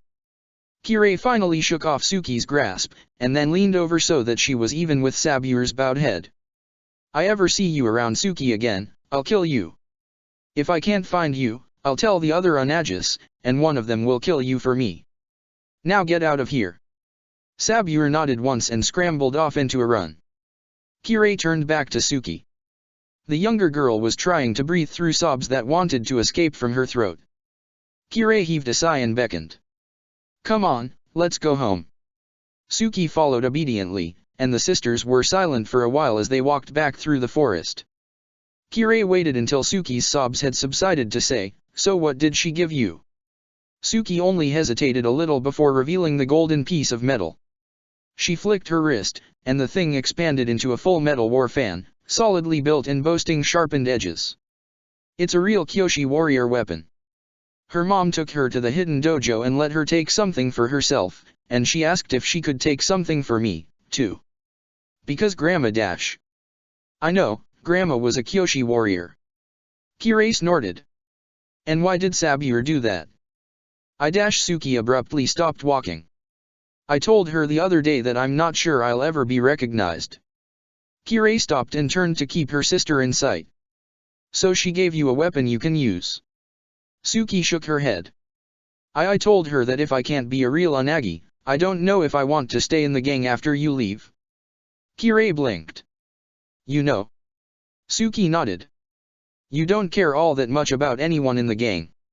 I think Boss Oyoji is worried, too. You joined because he gave us a home and food and protection so that we didn't have to beg anymore, but you don't care the way everyone else does. And you're of age, today. You can go anywhere. Kirei considered that. She had figured Oyoji was doing his, father of the gang, thing by giving her the money, but if Suki was right, then he was sharper than she had expected. But what Suki was saying still didn't entirely make sense. So what were you planning? Suki smiled and held out the fan. To give this to you. Happy birthday. Kirei started to reach for the fan, but then pulled her hands back. Why? Because if you don't want to be an Unagi anymore, I thought we could be Kyoshi warriors. Not real ones, but Sabure says there are people who don't like the Fire Nation ruling our island, and they remember and love the Kyoshi warriors. So if you leave, maybe I or maybe we could go to them together, if you want, and they could be our new family, and dash. Our family drowned, Suki. Kirei took the fan and held it out so that the metal caught a shaft of sunlight. Our stupid parents got their boat fixed by a drunk who ripped them off and they drowned. We're the only family we have left, and no gang, no rebels, no army is going to change that. She sighed, and motioned for Suki to get moving again. Besides, the old ways are gone. The Fire Nation killed the Avatar and brought their new ways to Kyoshi Island. We're better off in a lot of ways. The only reason they don't just wipe out the Onages is because they don't know where our hideout is, and we have too much control of the neighborhood for them to try anything. After that, they walked in silence until they came to the wall. With more time and privacy, Kirei put in the effort to slowly raise a set of steps that she and Suki could climb to the top of the wall, and once they were over the other side, she collapsed them back into the dirt. Then she turned and smacked Suki's head. She kept smacking as Suki fell, and only stopped when Suki couldn't stop herself from crying anymore. I will kill Sabure if you ever talk to her again. I'm sorry, Suki sobbed. No, but you will be. Now, I'm leaving on a trip. I want you to stay away from Oyoji's nest. Don't go back. If you do, I'll kill Sabure. You hear me? Stay away from the nest. Sleep over by the wharf, under that slant. If you see an Unagi and get asked why, tell them you made me mad and I said you're supposed to stay away until I get back from my vacation. Tell them the truth. I'll be back in a few days. Then we'll figure out what we're going to do. You and me, together. Family. I'll take us away and find something that will make us happy. Suki kept sobbing. Kirei sighed. Stay away from the nest. Then she turned and marched away. She already had her knapsack, so she didn't need to go back to the nest. She made her way back across town, going around Unagi territory, until she reached the dock area. The merchant ships in port made for a buzz of activity as things were loaded and unloaded, and everyone ignored Kirei. That would have changed if she flashed a weapon, or even better, flashed some coins, but the boxes of goods here were too big for her to steal, so she offered neither danger nor opportunity. She found a bit of pier where she could stand out of the way, and laid her knapsack at her feet. She took a moment to look at the collapsed war fan, but didn't dare to open it here where a guard or informant could see. To Suki, it represented all the elements of the past that she wanted to believe in, but she was a dumb kid who didn't understand anything. Kirei wound up and tossed the fan out over the water. It rose until it was lost in the glare of the sun, and then came back down with a quiet plop into the ocean. Satisfied, Kirei picked up her knapsack and moved on. She had a birthday to celebrate. She had decided to have her party at the nearest Fire Navy recruitment office. Chapter 28, Sisterhood's End. Piandao could write a book about sneaking, if he was so inclined. He had done quite a bit of it since entering Prince Ose's service, and had learned all the tricks of the trade. For example, he had the goal right now of sneaking back through an entire Fire Navy base, full of people who wanted to kill him, so that he could meet up with his charge Kirei of Kyoshi Island, sister to Prince Zuko's new ally Suki by the gate, so that they could disappear into the nearby settlement together and then make their way back to the capital.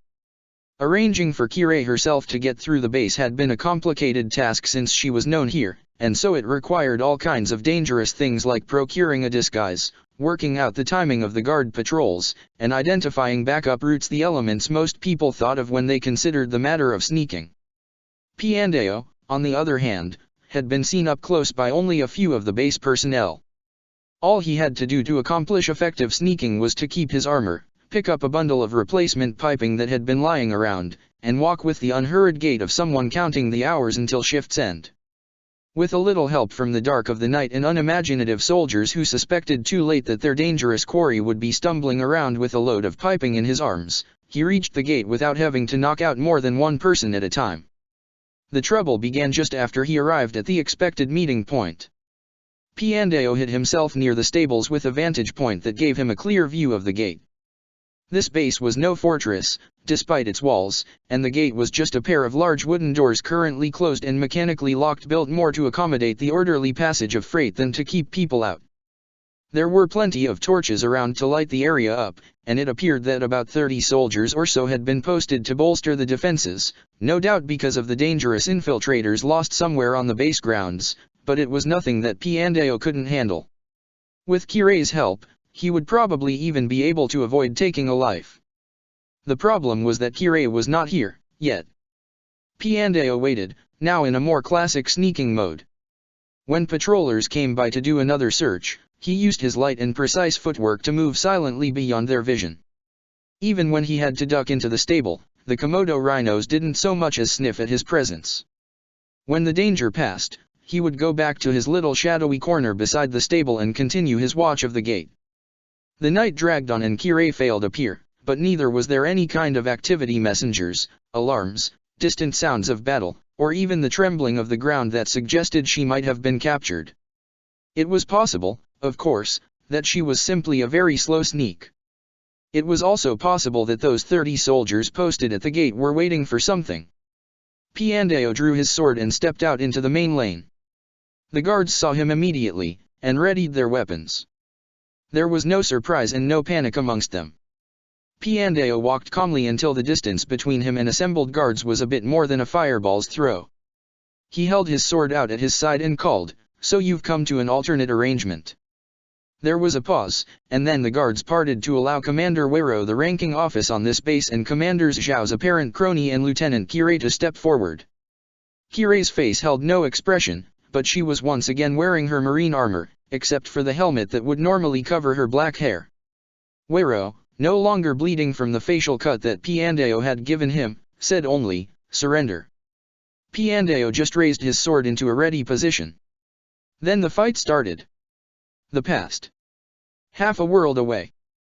Kirei had walked all the way to Mokyuze village, upslope from the port town where she lived, just to join the Fire Navy.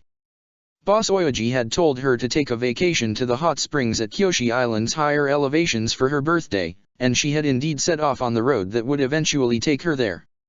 However, she had only walked for a few hours before stopping in Mokyuze village. The little settlement had a telegraph station that connected the big navy base to the watchtower on the other side of the island. It was busy enough to be continuously staffed, and far away enough from port town that no one from the Unagi gang would be around. The station's staff, including a set of marine guards, was more than happy to talk to a local about enlisting. The duty officer for the day brought her into a small workroom with a desk covered in papers and reference books, and the subsequent short interview was everything Kirei expected, simply establishing who she was, that she was of age, and that she did indeed want to sign up to spread the glory of the Fire Nation to unconquered lands. At the end, the officer asked, "Anything else to add?" That's when Kirei smiled for the first time since approaching the outpost. "Yes, sir. I'm an earthbender in the Unagi gang that terrorizes Port Town. I can name every single member of the gang, identify them all on sight, describe the habits of the leadership, and direct you to their main base and secondary hideaways." The officer blinked once, and then sighed. "I think I'm going to need to wire for someone with more authority to handle this, then." 2 hours later, Commander Yun Rha, the highest authority in Kyoshi Island's Navy base and the closest thing they had to a governor here, stepped into the little workroom. "So you're selling out your comrades, little port rat?" Kirei inclined her head deferentially, but remained kneeling. "Yes, sir. Indeed." Yun Rha had a face built for frowning, long and heavily lined, and he was doing so now. "What kind of a deal do you think you can make with this information?" Kirei shook her head. "No deal. I just want to join the winning side, and do it fully. I want to be a soldier for the Fire Nation, and I want to help defeat its enemies. I can start right here, where I know about a bunch of criminals too small-minded to see that the world has left them behind, and that their actions make them dishonorable rebels." Yun Rha finally kneeled down at the desk, but not across from Kirei. He went to the desk's side, so that just a single corner separated them. "I'm told that you're an earthbender. Your kind aren't considered very trustworthy by most in high command." "I'm not trustworthy. I'm selling out my people." Kirei met Yun Rha's eyes, and saw her curved, monstrous reflection on their surface. "That's why I'm not demanding anything. I just want to get out of here, away from the people I despise. Send me anywhere in the war where you don't need trustworthy people. Even the high seas." Yun Rha finally grinned, and it was even uglier than his frown. "I've heard that earthbenders get uncomfortable without dirt under their feet." Kirei snorted. "Honestly, it will be a relief." Yun Rha stood up and brushed the knees of his uniform. "Very well. I'll approve your enlistment. But before we ship you off for training, I'll give you a taste of what you say you want.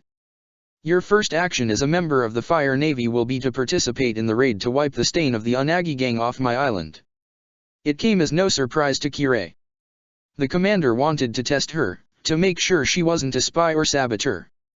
Someone would be watching her, to make sure of her unhesitating participation in the coming slaughter, to make sure that her complete betrayal of her people.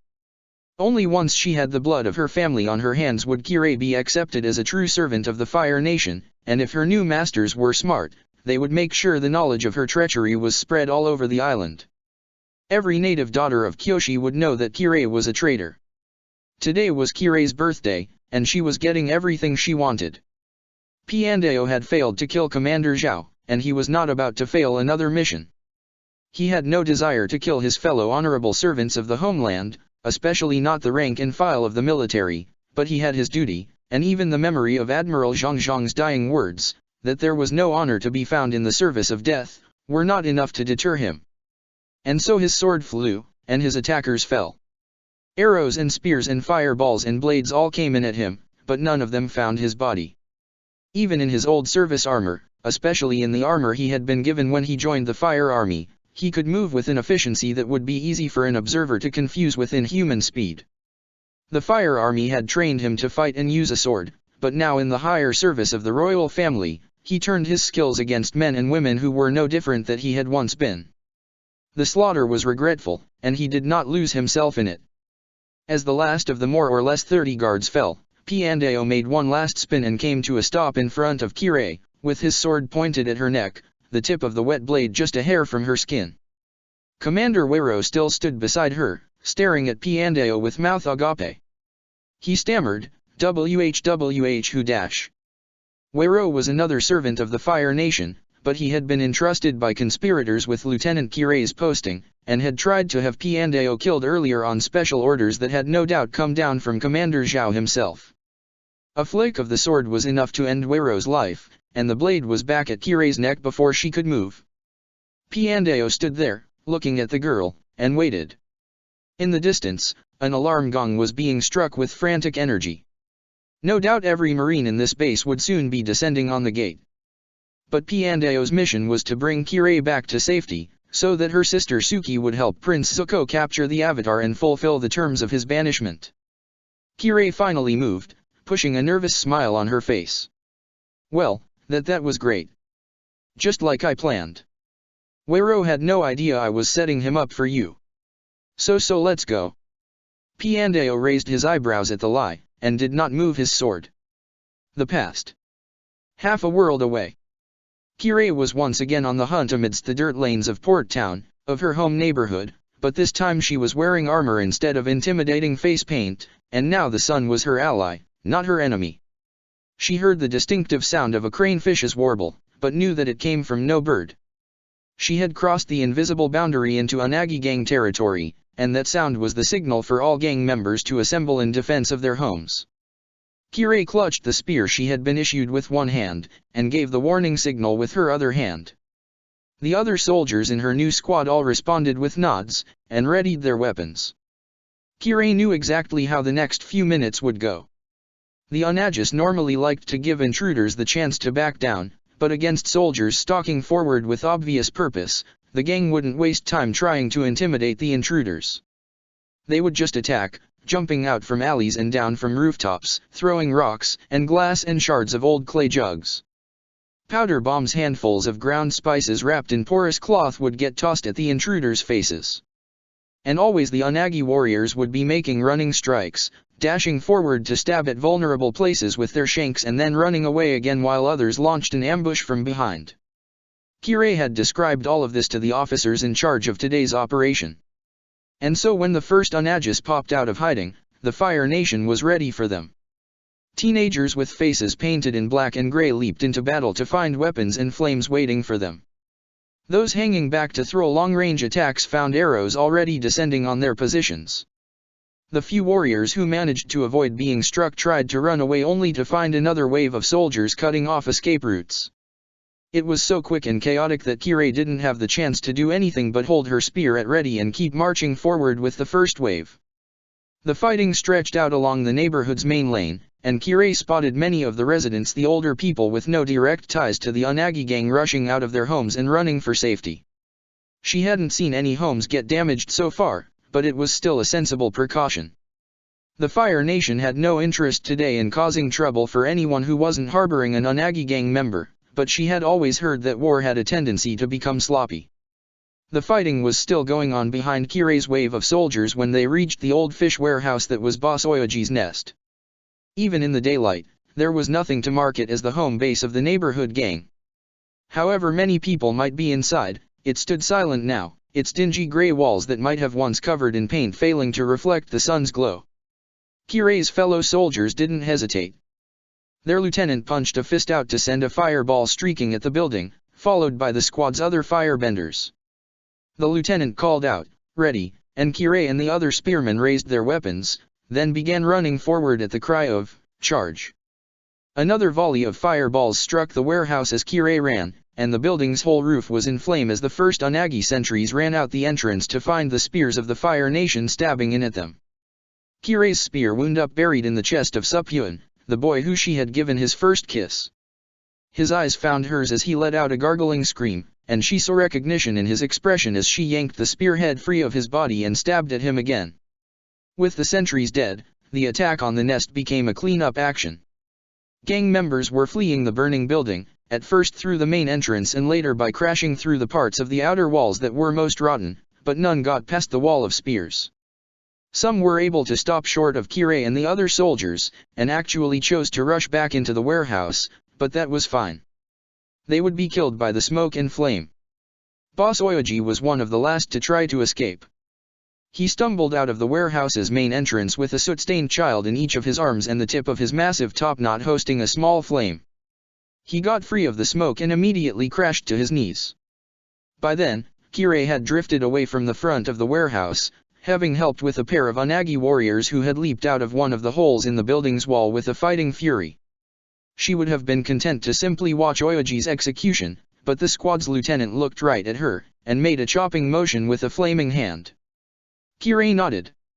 She understood the test she was being asked to complete. She brought her spear over to Oyoji, paying no attention to the kids he had carried out as they ran from her. The children would either survive or would be caught by other soldiers. It didn't matter either way. She only cared about Oyoji as she took a ready stance in front of him. He coughed, and then looked up at her.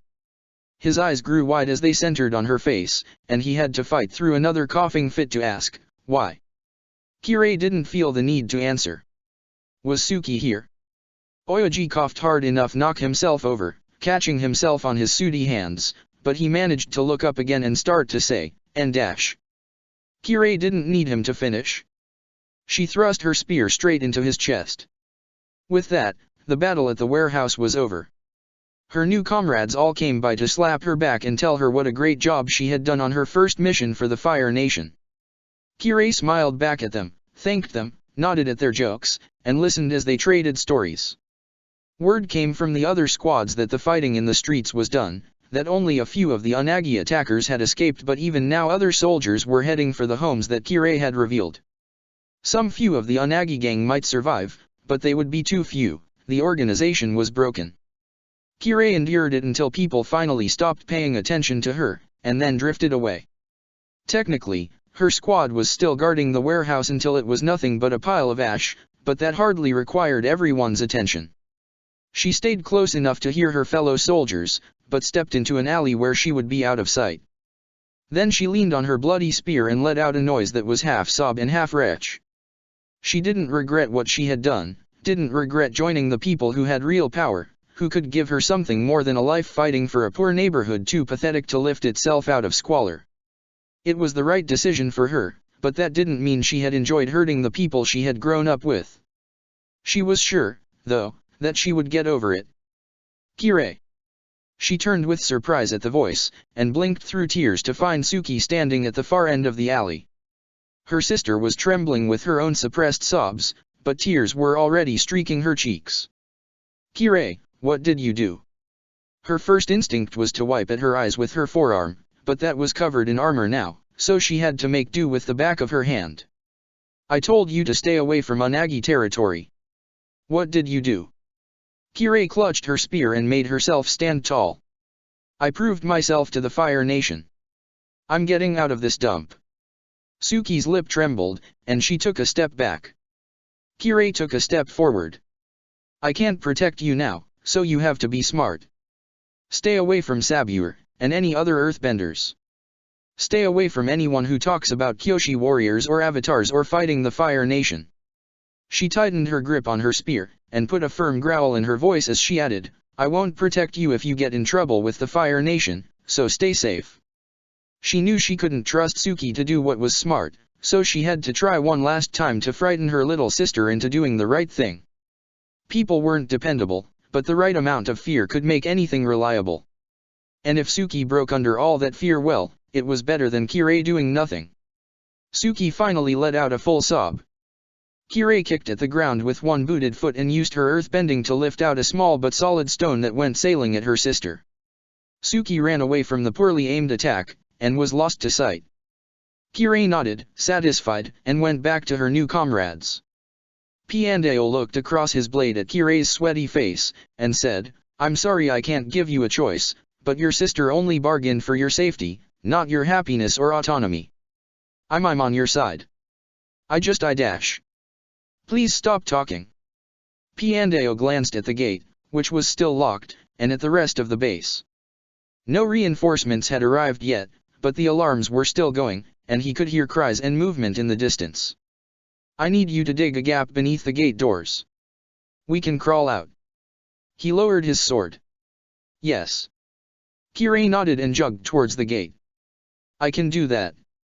She took an earthbending posture, a low horse stance, and then brought her fists together.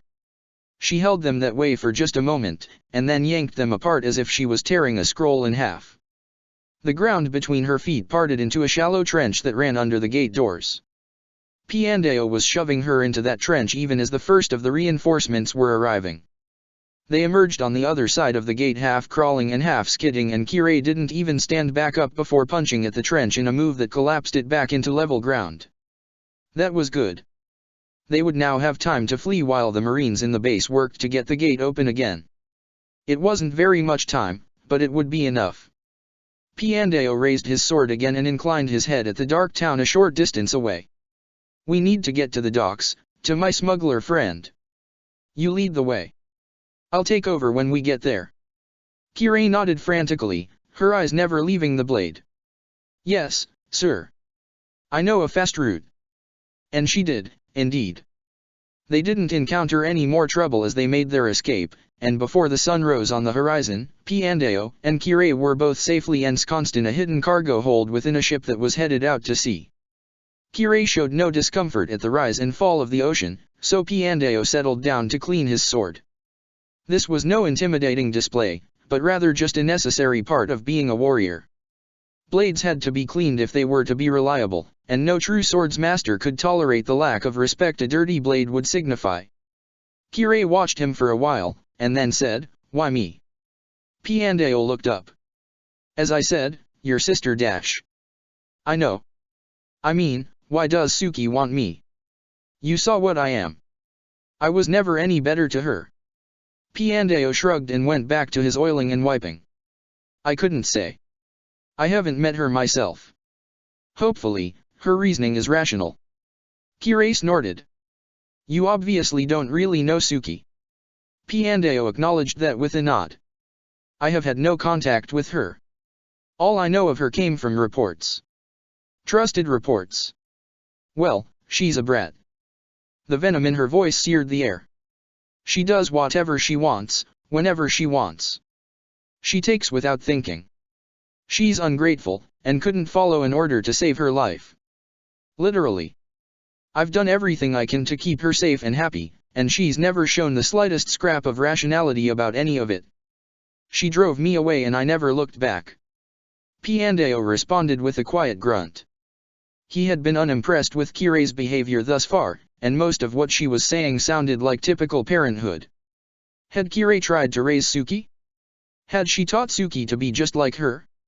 Silence reigned for a while, until Kirei spoke again. "And now what's going to happen to me?" "Well, you've proven duplicitous, so it's possible that my lord will choose to put you in a prison, somewhere." Piandao glanced over, and saw Kirei blanch. "It won't be comfortable, but you'll certainly be safe, and that's all we're obligated to deliver, according to our agreement with your sister."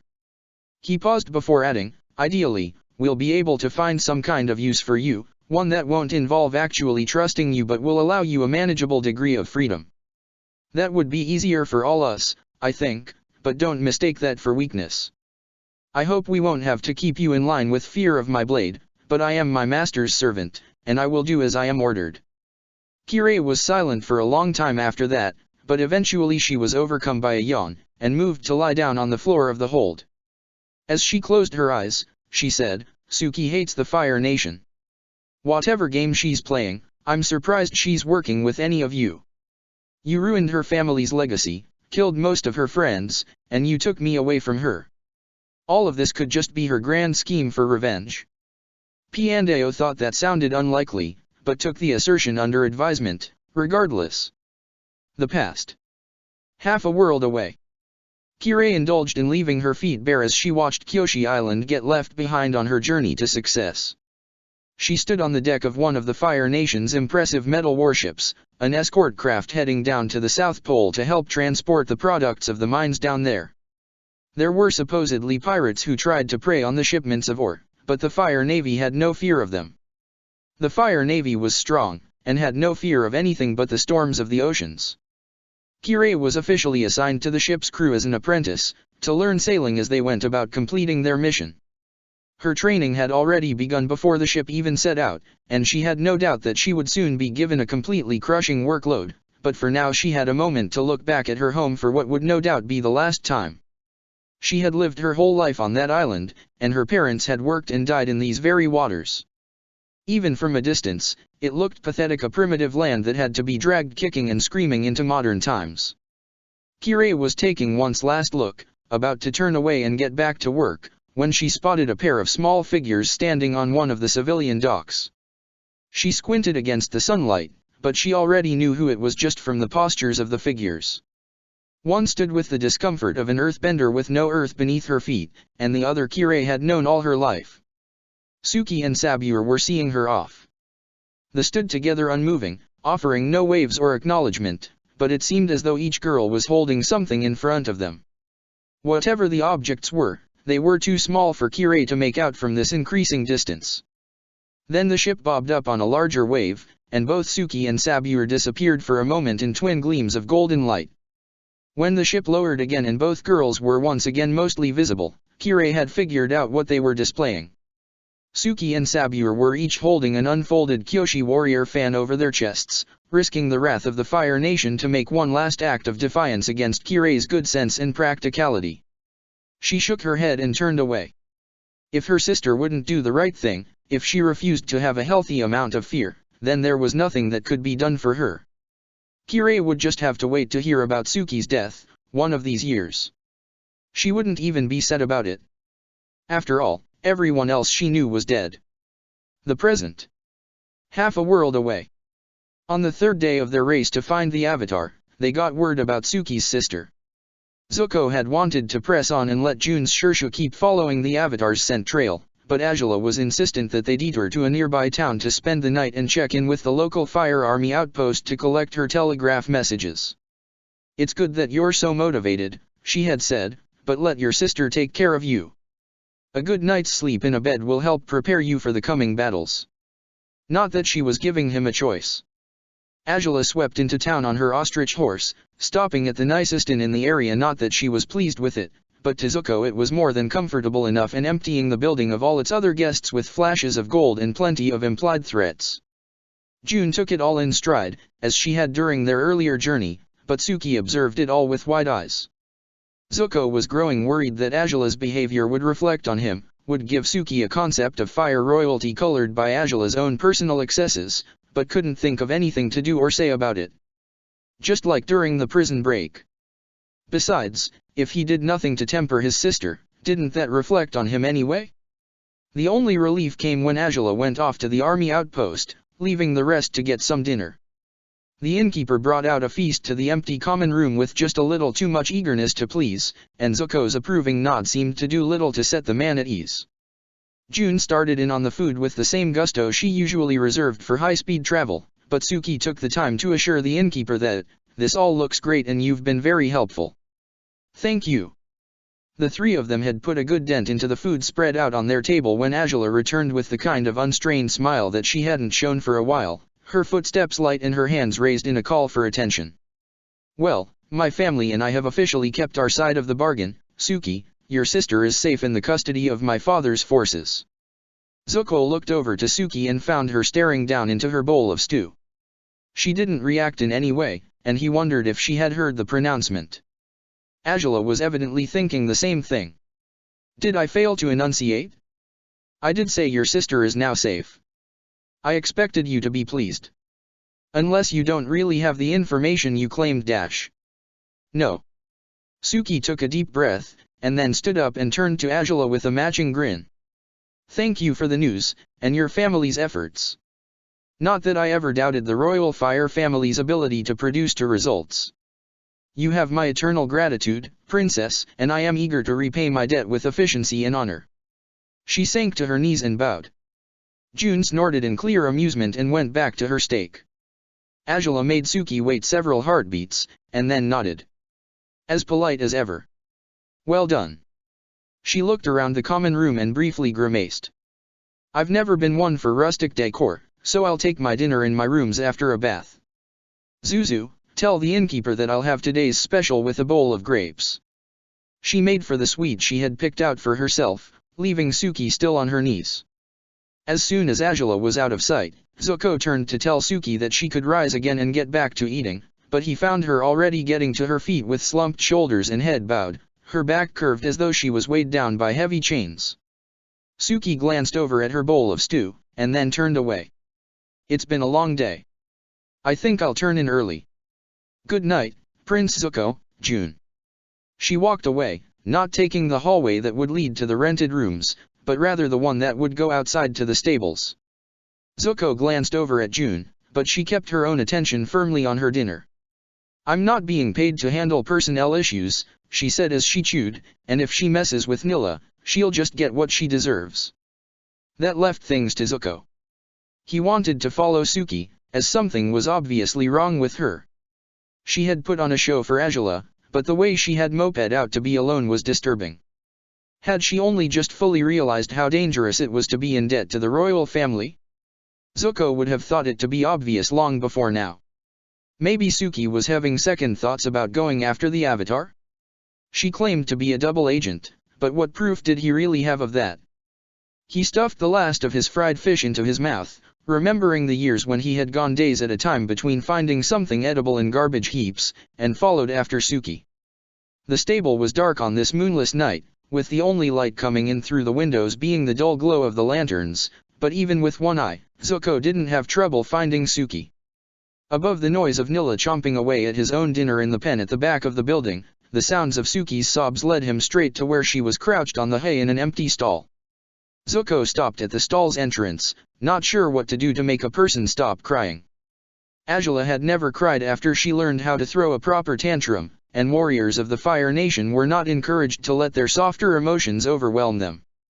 Suki spared him the need to take the initiative and wiped at her tears before turning to face him. Her features were obscured by darkness, but her eyes and the trail of moisture on her cheeks glinted in the thin light, and the edge of her chin caught just enough illumination to glow like the crescent of a newborn moon. Can I help you, Prince Zuko? Zuko decided that he wasn't going to bother with pretense. What's wrong? Suki squeezed her eyes shut for a long moment, but then let out what sounded like a full-body sigh and looked back up at him. Nothing, really. Just mixed feelings about my sister. Zuko thought he understood. She really is safe. My father has considerable resources, and Angela doesn't bother with lies when the truth is easier. We can trust her word, this time. Suki gave a sniffly laugh. You're an honest one, Prince Zuko. Thank you for your reassurance. The tone of her voice revealed the deception. That wasn't why you were upset. She scrubbed at the tear stains on her face with her forearm. You're right. Are you going to stand there until I tell you the truth? No. Not that he hadn't considered it. If you want me to leave, I will. Suki opened her mouth to say something, but no sound emerged from the darkness of the stall. Then it seemed to Zuko like the shadows were shifting, but it was just Suki rising from her crouch and stepping out to join him in the relative light. Her gaze was aimed firmly at the ground as she whispered, "Don't tell anyone else." She began rubbing her shaking hands together. My sister used to pretty much well, terrorize me. Threaten me. Threaten my friends. Hurt anyone she thought might get in her way. In our way. She looked up at Zuko briefly, and then quickly averted her gaze again. She'd hit me? She nodded to herself and repeated, she'd hit me. Your sister hurt you. Zuko's stomach clenched and he was unusually aware of the way the scar tissue pulled at the healthy skin on his face. Suki's eyes snapped over to him, and she shook her head. She wouldn't hit me hard. Well, sometimes it would be hard. But I could get back up if I wanted to. It was better if I didn't. I'd usually remember that. Then she wouldn't keep hitting me and I hated it and hated her. Suki's fists clenched, but then she let out a breath and let her arms dangle at her sides. Not really. I love her. I've always loved her. She's my sister. But she and I thought it was my fault. My dash. Her voice trembled into incoherence. She pushed past Zuko, wiping at her eyes again, and hurried to the stable's door. Before she could escape, Zuko said, "My father hurt me, too." Suki stopped halfway out the door and turned back towards him, the light of the torch outside illuminating half her face while leaving the other side in darkness. Zuko raised a hand to his missing eye and the scar around it. "My father did this to me. And I think he did it on purpose." Suki stared back at him, showing no sign of surprise or acknowledgement, and he felt his cheeks warm at the ridiculousness of his admission. Why had he told her this? Never mind, just forget about it. Suki crossed her arms over her chest in a move that seemed half guarded and half like a hug for herself. "Thank you for telling me. You're ashamed, aren't you? You feel like it's your fault it happened, and your fault you can't just leave it behind." Zuko blinked. Was he? He had never really thought about the pain and discomfort he felt when he remembered. After all, it made sense that memories of having his face lit on fire wouldn't be pleasant, but the words she used resonated with him. Ashamed. His fault. Did he really feel that way? Zuko shrugged. "I don't know. Maybe.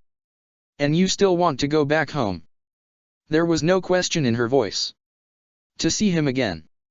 Zuko nodded. "I need to know for certain. And he's my father.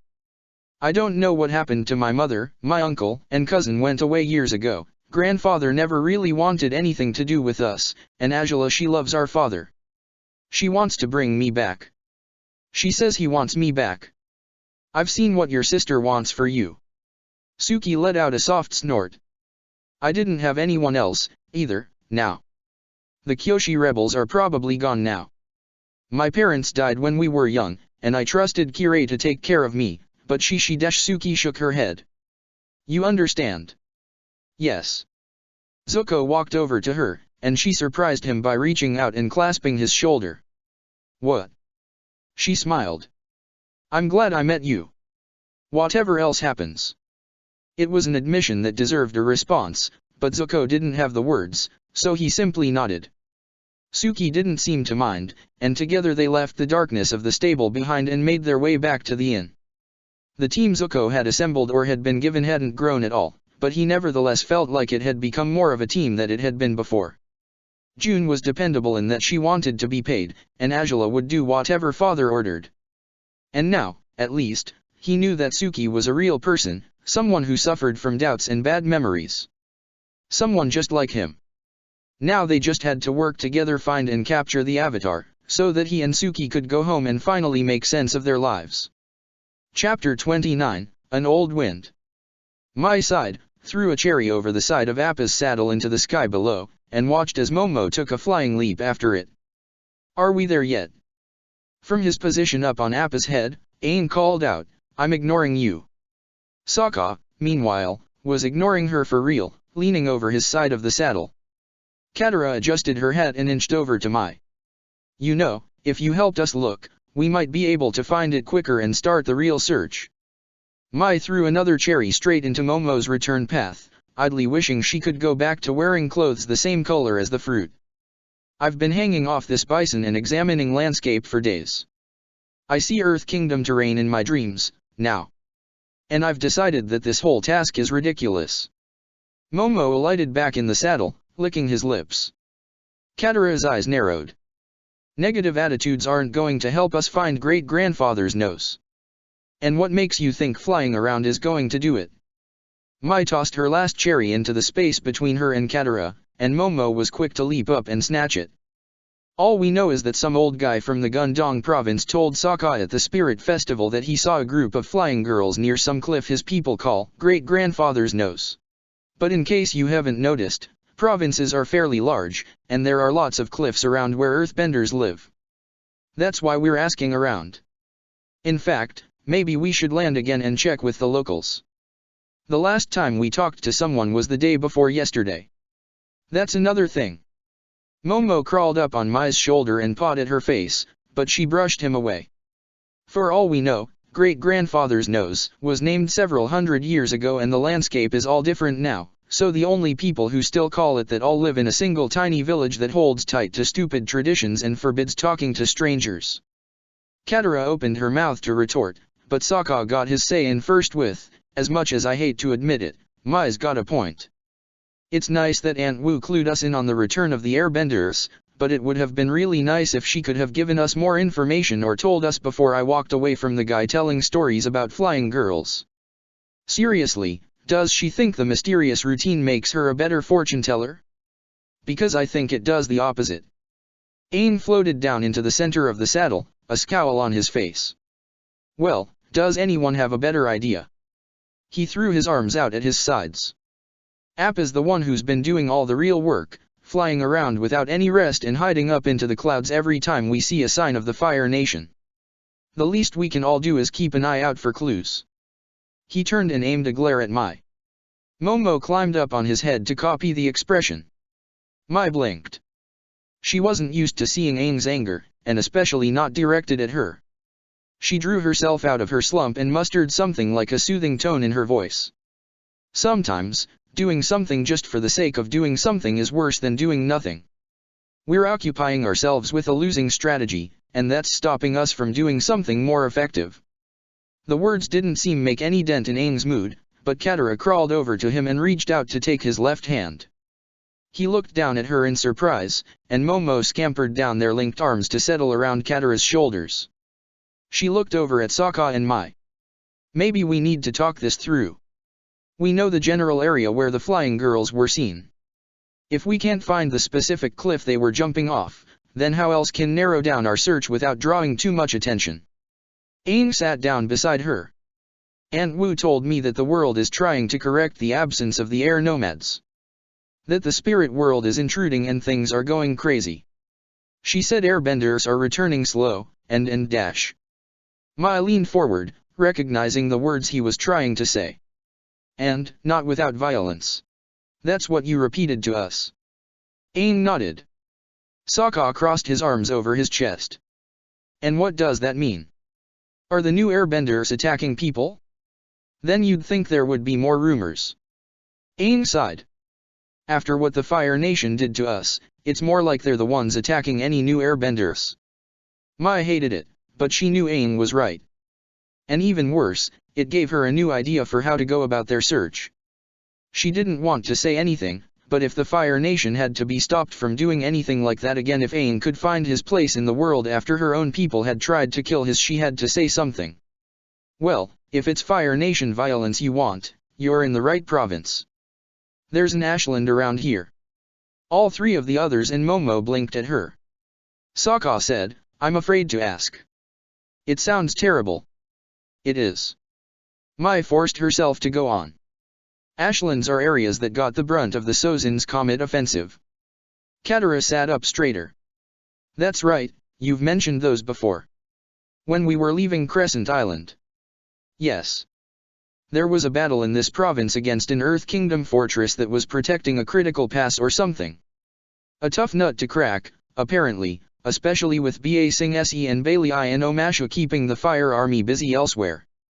Mai made sure that no expression reached her face, despite the roiling of her stomach. She didn't want a reminder of what she had revealed on that day, especially given where they were probably headed. But of course the comet changed that game. Even small groups could generate enough fire to wipe the fortress off the map and light up everything around it. Her voice caught, and she let herself stop talking. That's when Mai realized she was holding a knife, squeezing the handle with all the strength in her fingers. That was strange. She didn't remember taking it out. No one seemed to think much of it. Sokka raised his hands and said, so, that sounds like it's worth investigating. And if we see a cliff shaped like someone's great-grandfather's nose near there, then all the better. Aang sighed. I guess so. We haven't seen an ashland yet, so at least it's a new place to search. That's just as good as still searching here. Katara nodded. Then we're in agreement. Mai stayed quiet. She never said she was in agreement, but she was the one who had aired the initial complaints, had made the suggestion. She was responsible for what happened now. For what she was going to experience. It would all be self-inflicted. But then, that seemed to be the way of making decisions and expressing herself. When Aang first saw the ashland on the horizon, a brownish smudge that got darker as they approached, he misjudged how close they were. He simply couldn't imagine clouds of ash on that scale, and so his perspective was completely off. But they had kept flying towards it only to seem like they were crawling across the sky, for all the distance they seemed to be covering. It wasn't until mid-afternoon that they reached their destination. At least the cloud wasn't very tall.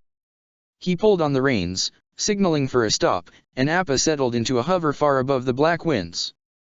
Aang looked down at the flying ash and said, "Give me a minute to settle things. Then Appa can bring the rest of you down."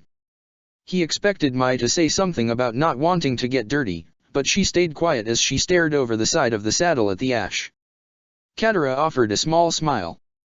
"We'll be waiting for you." Sokka and Momo both waved as he jumped down into the swirling cinders. They were the last thing Aang saw before the world went dark. He kept his eyes and mouth shut against the storm, but the particles flying through the air still stung at the exposed skin of his head and hands. It was unpleasant, but it made the direction of the winds into something even more tangible than it usually was. Aang reached out and took hold of those winds, using them to turn his fall into a glide, letting his body become just another cinder in the swarm. He could feel the disharmony of this place, of the wrongness that came from all the death it experienced when that infamous comet had come, but even here the wind remained true to its nature, a nature Aang knew too well. It was simple for him to use his own body and chi to influence that wind, and all he asked it to do was relax for a little while. Aang's glide turned into a fall again as the air calmed, but the sun did not return to the sky. The ashland was far too big for him to soothe all its winds, but at least this stretch of land would be habitable long enough to search. Nevertheless, soot bounced up when his feet hit the ground, making him sneeze. Aang was still wiping his nose when Appa landed with the others. Their arrival kicked up another cloud that soon settled without the wind to sustain it, but Mai, Sokka, and Katara were all coughing as they climbed down from the saddle. Momo flew over and landed atop Aang's head, holding on like it was a matter of life and death. Aang allowed the lemur to stay put. He could still smell the ash on the air, a dirty scent with a dangerous and lively element to it, and he suspected that Momo had it even worse with his sensitive nose and tongue. "I never imagined it would be this bad," Katara whispered. She was pulling her hat down as low as it could go, and she never moved more than a step away from her brother. Sokka, for his part, was just looking around with a grim but unsurprised expression. "Well, we'll be able to do a cursory search, but there could be lots of things hiding in all this ash. I'm hoping we're not expecting secret trapdoors or anything trick like that." Aang shook his head as much as he could without dislodging Momo. "I don't think anyone is trying to hide anything in here. We're just looking for signs of life. Obvious paths out of here, buildings or that fortress Mai was talking about, or dash." Sokka stopped talking for a moment as he turned to look back at Appa. "Or maybe even signs of sky bison visits. Hey, you think the whole return of the airbenders thing means new sky bison?" Aang blinked. He hadn't considered that. I guess it could be possible. Maybe there was a small herd hiding in this area? But then it wouldn't really much of a return, would it? The sky bison would just be more exposed after they escaped the fires. Sokka shrugged. Who knows what kind of riddle Aunt Wu was trying to tell you? Anyway, we should split up and take a quick look around. If you can't find anything, or if you feel the winds picking up again, meet up back here at Appa and we'll move our search. Aang nodded. I'll go this way. Katara inhaled and exhaled slowly, and then pushed her head back to clear her vision. I'll go that way. Great. Sokka pointed to his left. I'll take that route. Mai, figure out what that leaves you. Without waiting for a reply, he walked off. Katara got moving on her own path, and Aang reluctantly got started on his own search. When he looked back at Mai, she was still standing silently amidst the ash, staring at nothing. Mai was almost grateful for all the seasickness she had experienced in the last year, and for that time she had to clean out the dusty remains of air nomad monsters who used to be people. Those experiences had taught her how to suppress the urge to vomit all over her boots. One way of coping was telling herself how unlikely it was that any of the soot she was breathing contained any of Ty Lee's ashes. This ashland was where Ty Lee had died. The remains of the circus group of the people and animals and wagons and machines had been found by the Fire Army soldiers after they finished conquering their fortress. They felt so bad about accidentally killing Fire Nation civilians while turning this hole into an inferno that they had even made the effort to identify the circus in question. But not bad enough to actually apologize to anyone. And now here Mai was, standing in the remains of the trees and grasses and whatever that had burned around her only friend. She wasn't breathing in any of Ty Lee's ashes right now. Probably. Mai made herself move, to walk off in the direction Sokka had indicated with barely concealed loathing, so that she could finish this search and get out of here. She wondered if telling everyone how hard it was to bring them here would earn her any sympathy points, but had no real desire to find out. She didn't want sympathy. Sympathy was messy. Besides, it wasn't like she was breathing in any of Ty Lee's ashes right now, probably. Mai followed the terrain into something like a gulch, kicking up ash with every step. No water ran through here now, but certainly had at one time. Mai braced herself with a hand against the stone walls, but pulled them back when she felt the filthy sooty texture smeared across her palms.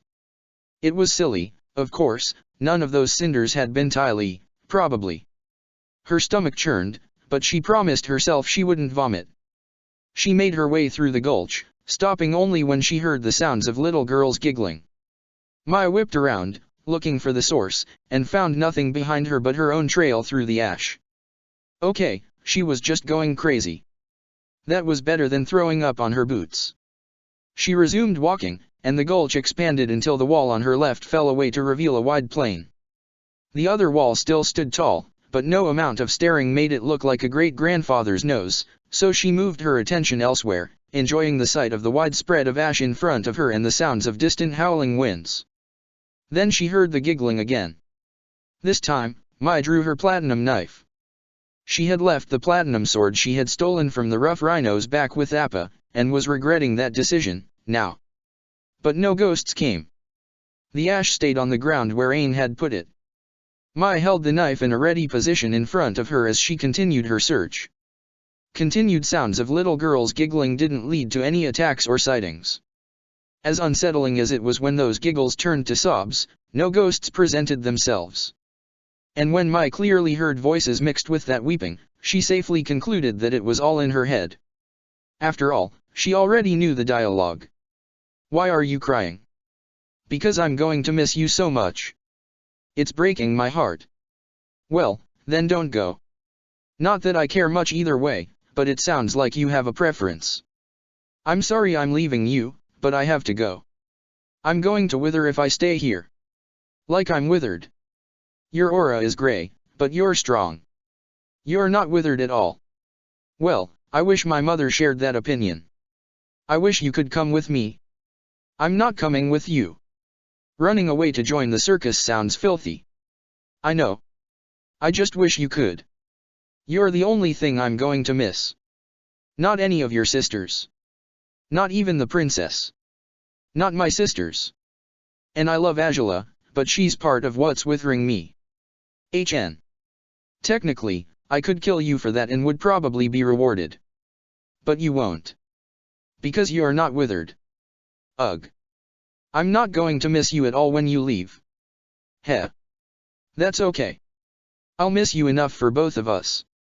As Mai continued her search, ignoring the voices in her head that had somehow become so loud and clear in this place, her eyes grew itchy, but she attributed that to the sooty quality of the air, which didn't include any of Ty Lee's ashes. Probably. Aang's search took him uphill, and as he climbed, the sky became darker as ash slowly returned to the sky. It wasn't fast enough to worry him, but he wouldn't be able to dawdle on his search. The whole time, Momo kept clinging to Aang's head. He reached up to pet the lemur's quivering body, trying to pass on some kind of reassurance, but he had little to give. Since Aunt Wu had told him about the new airbenders, he couldn't stop his thoughts from flying through all the possibilities. He figured the most likely explanation was that the new airbenders were simply the descendants of the old, keeping alive the ways and blood of a few nomads who had escaped Fire Lord Sozin's attack. Still, that didn't explain why the guy Sokka talked to had seen a group of girls. Maybe there were enough new airbenders that a full society had formed, and a random group of friends had been spotted? That would be nice. Aang also wondered about Sokka's earlier idea, that the new airbenders were wild sky bison. The whole air nomad culture had grown in tandem with the art of sky herding, to the point where the humans and bison were both essential parts of it. What would sky bison be like who had never known the friendship of an airbender? Would Appa even recognize the modern bison as being like him? Could they be actively dangerous to people? But mostly, Aang wondered what he was supposed to do with these new airbenders, whatever they turned out to be. Was that how he was supposed to fix the world? Lost in his thoughts, Aang put a foot down wrong, and his boot failed to find traction on the ash-covered slope. Momo screeched, and Aang slipped and fell face first into the soot, smacking hard against the rocky ground beneath it all, almost becoming buried in the cinders as he slid a short distance down the hill. When he picked himself up and spat the ash out of his mouth, he looked up again to find Monk Gyatso standing in front of him. "Hello, Aang." Gyatso smiled broadly behind his drooping grey mustache. "I've missed you." Aang blinked. He looked around, searching for some kind of clue as to how hard he had hit his head, but found only the colorless terrain of the ashland. He looked back to the figure in front of him and noticed that ash was clinging to Gyatso's robes as if he was really here. There was no otherworldly blue glow or transparency, and the dull light of the ashland fell on him the same way it did on everything else.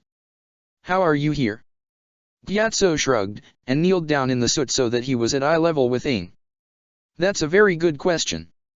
I'm rather surprised to be here, myself, but let's not worry about it for now. The winds have brought us together for a moment, and I'd like to make the most of it. Now come, give me a hug. It's been so long." Aang moved forward without hesitation and threw himself into Gyatso's arms. He recognized the warmth that came through the robes, the unique smell of fruits mixed with old man scent, and the feel of the mustache tips tickling the crown of his bald head.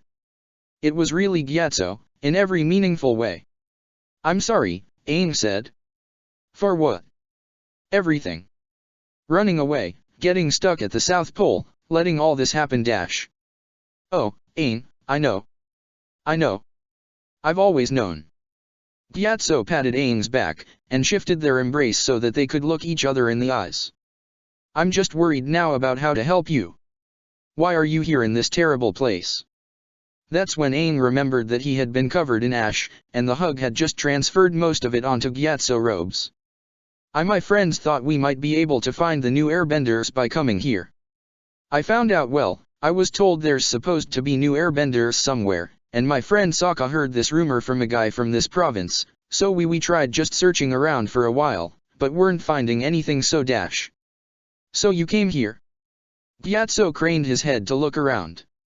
"Well, it's not a bad place to start. This area is near where an old herding trail ran. Many of our people would have passed overhead in the summer months." Aang considered that. "So maybe the new airbenders are sky bison."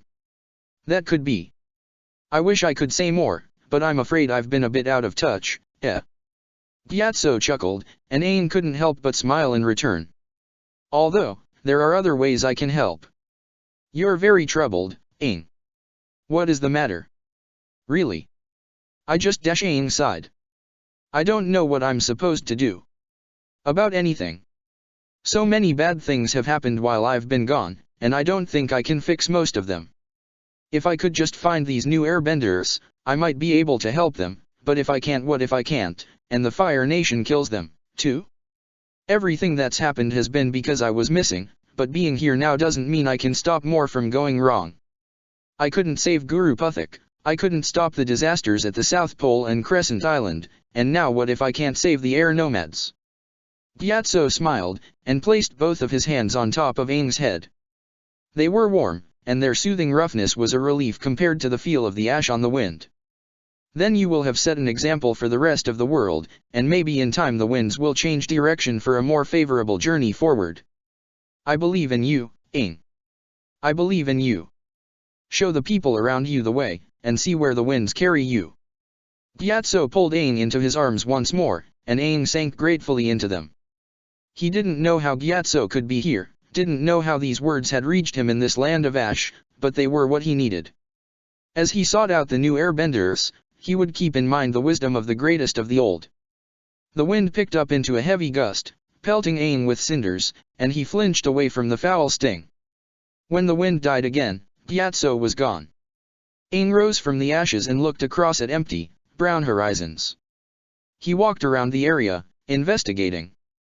There were no footsteps, no trails, no signs of approach. Whatever had happened here, it had happened on just that one spot. Aang turned back to it, and found Momo waiting for him, still swatting soot out of his fur. Apparently, the lemur had dug himself out of wherever he had landed when Aang fell. Aang went back, put Momo back up on his head, and continued on his search of the area, climbing up the hill with renewed determination. Mai put up with the voices, the whispers, the giggles, the things she and Ty Lee had said to each other that had all just led to death for as long as she could, and then headed back to meet with the others. When she saw that Aang, Sokka, and Katara all looked as rattled as she felt, it came as a relief. Either she wasn't the only one going crazy, or this ashland was haunted. Voices. She twirled her platinum knife as she walked over to the gathering beside Appa. Everyone else stared at her for a moment, and then nodded. Katara hugged herself as she said, "And they weren't saying very nice things about me." Sokka shuddered. "Why does everything we come across lately have to prove something by stealing our most terrible thoughts and fears from the deepest recesses of our mind and fling them back in our faces? Whatever happened to just going to haunt someone? I don't think I like this new age haunting." Aang reached up to pet the lemur on his head. "I don't know. I didn't hear the kind of voices you guys did. My experience, it helped me. I don't know where it came from, but it was a good place." Mai snorted. "Sure, the Avatar gets special treatment. Well, aside from disembodied voices, did anyone find anything, or has this just been a massive waste of time and sanity?" Sokka pointed back the way he came. "I spotted something in the distance. It was hard to tell, because it was out where the winds were still active, but it looked like there was some kind of building at the top of one of these hills. That by itself wouldn't be too weird, since there's supposed to be a fortress around here, so there's probably all kinds of outposts or waypoints scattered about, but get this, I think I saw lights. Now, whether they're real lights or spooky ghost lights or whatever, that's a good question, but Mai went ahead and began climbing back into Appa's saddle. "We can debate it while we fly. Let's go." Everyone followed her lead, and soon Appa had them all airborne. Sokka sat up with Aang on Appa's head, directing their search, and Katara sat at the front of the saddle to listen to them. Mai, meanwhile, prepared for battle.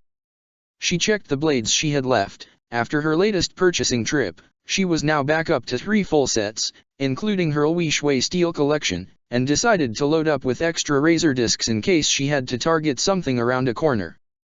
Once she had completed that, she took out her platinum sword. Should she take it? The voices everyone had heard, the sounds of her last words with Ty Lee, were a sign that spirits or worse were inhabiting the ashland, but that didn't rule out human bandits from being holed up in the structure Sokka found.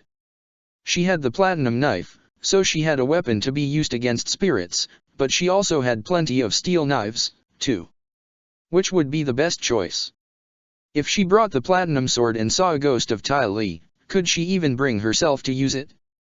"I can tie them together so that you can wear both," came Katara's voice. Mai spun, startled, and realized she had pulled the platinum knife and held it ready to throw. "Sorry." Katara held up her hands as if surrendering. "I didn't mean to scare you. Did they not teach the concept of minding your own business where you come from?"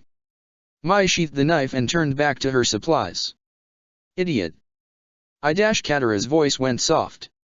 "I'm sorry, but it looked like you were having trouble deciding between your swords, so Hey," Sokka shouted, "what's going on back there? Is Mai causing trouble? You can mind your business, too, tribal." Sokka was stalking back into the saddle in an instant. "What did you call me?" Mai glared back at him, hiding the regret she felt for using that word. She knew he hated it. She had no good reason to use it. It wasn't even instinct, this time. She had done it on purpose because she wanted to hurt him. Katara stood up and positioned herself to block Sokka's path. "Hey, no fighting." "She's being a jerk, but that's no reason Oh, I think it's plenty of reason." Sokka let himself be stopped by his sister's shove, but he kept his eyes on Mai. Maybe she's fine helping us get rid of the royal fire royals in charge, but bringing back airbenders is something else. You heard what she called me. She still can't stand anyone who isn't from the Fire Nation. What I really can't stand is the way I'm treated around here. Mai stood up and sought for her anger, boring deep into all her feelings of shame and regret and pumping enough heat into them to turn them into hatred and resentment. All of it, every snide thing Sokka had ever said to her, and every pained expression on Aang's face when he thought about how she had betrayed him blossomed into proof that they would always hate her, and it was an easy thing to hate back. Yes, I tried to be loyal to the people who raised and trained me. You've made such a big deal out of how I tried to betray you, but you were fine back when you thought the only ones I was betraying were the people you hate. You have no honor. I've been nothing but helpful since Crescent Island, but I still get nothing from attitude from you.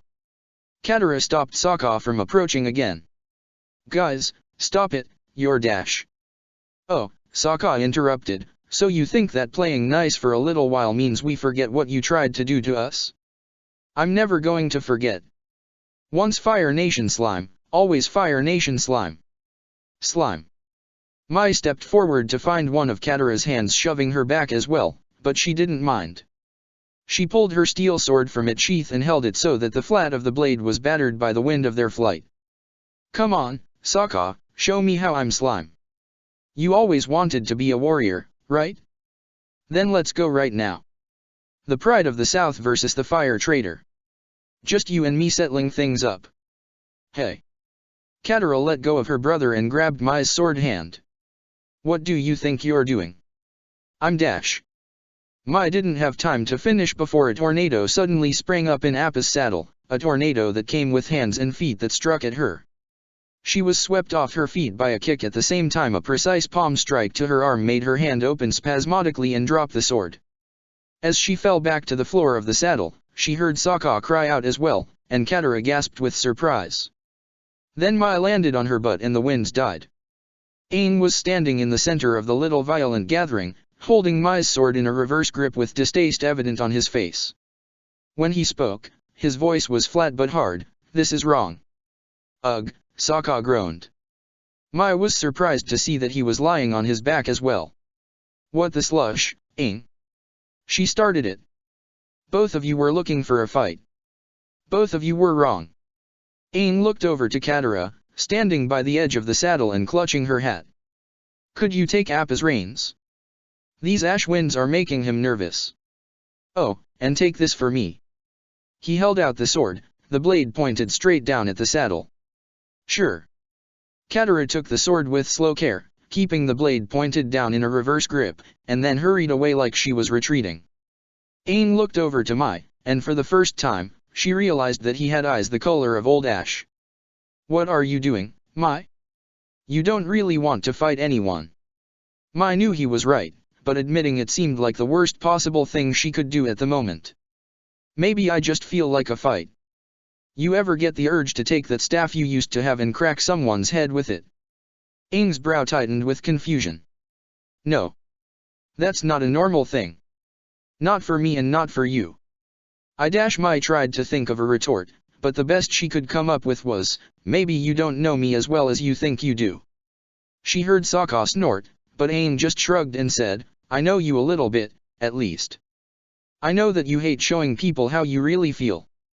So if you're trying to seem like you're angry now, then it's because you're feeling something else, and you don't trust yourself to hide it from us.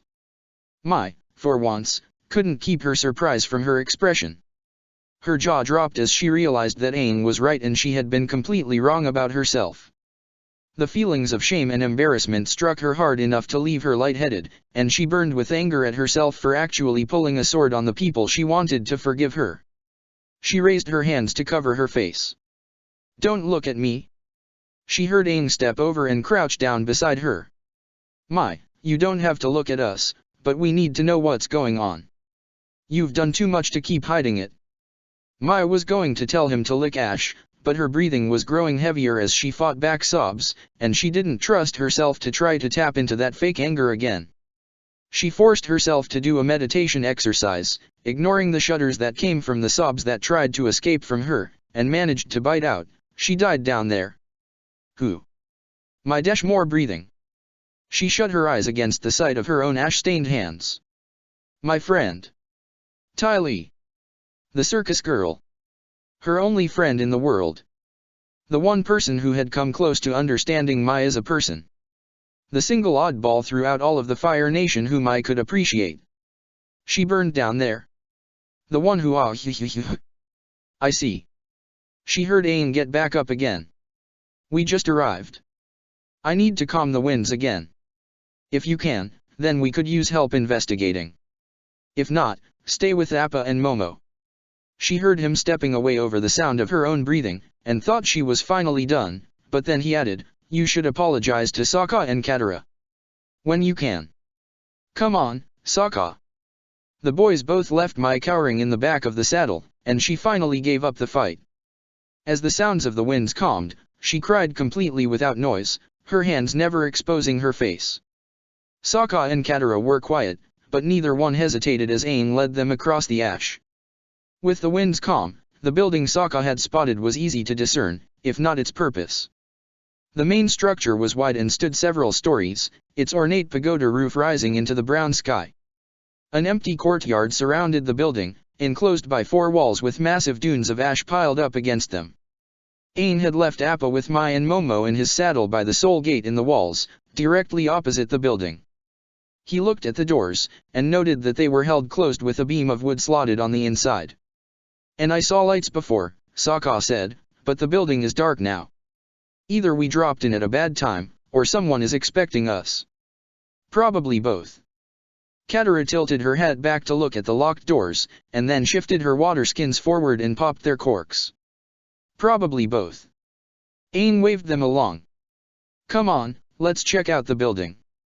Nothing reacted to their approach, but they found the doors locked. Aang cupped his hands and used his airbending to enhance the volume of his voice. Hello. We're not going to hurt anyone. We just have some questions. No reply came. Sokka sighed. Well, we tried the nice way. Let's bust the doors open. Sokka. Katara shook her head at her brother. Not so fast. She turned to the doors and shouted, we can help. We can take you out of the ashland, or bring you supplies. It's going to be okay. Still no reply. Aang shrugged. Bust open the doors. Sokka nodded. Bust open the doors. Katara sighed. Okay, bust open the doors. Aang kicked out, using a burst of airbending to bust open the doors. They swung apart and smacked into the walls with loud crashes, and pieces of the wooden beam that had been holding them closed clattered further into the shadowy hall. Aang led the others in. The hall was large but plain, with no furniture or decoration to suggest what kind of building this might have been. The place was filthy with ash, of course, but there were no dunes or piles, so this place couldn't have regularly been open to the outside air. More worrying were the scorch marks on the white walls. Sokka walked over to one and ran his finger over it.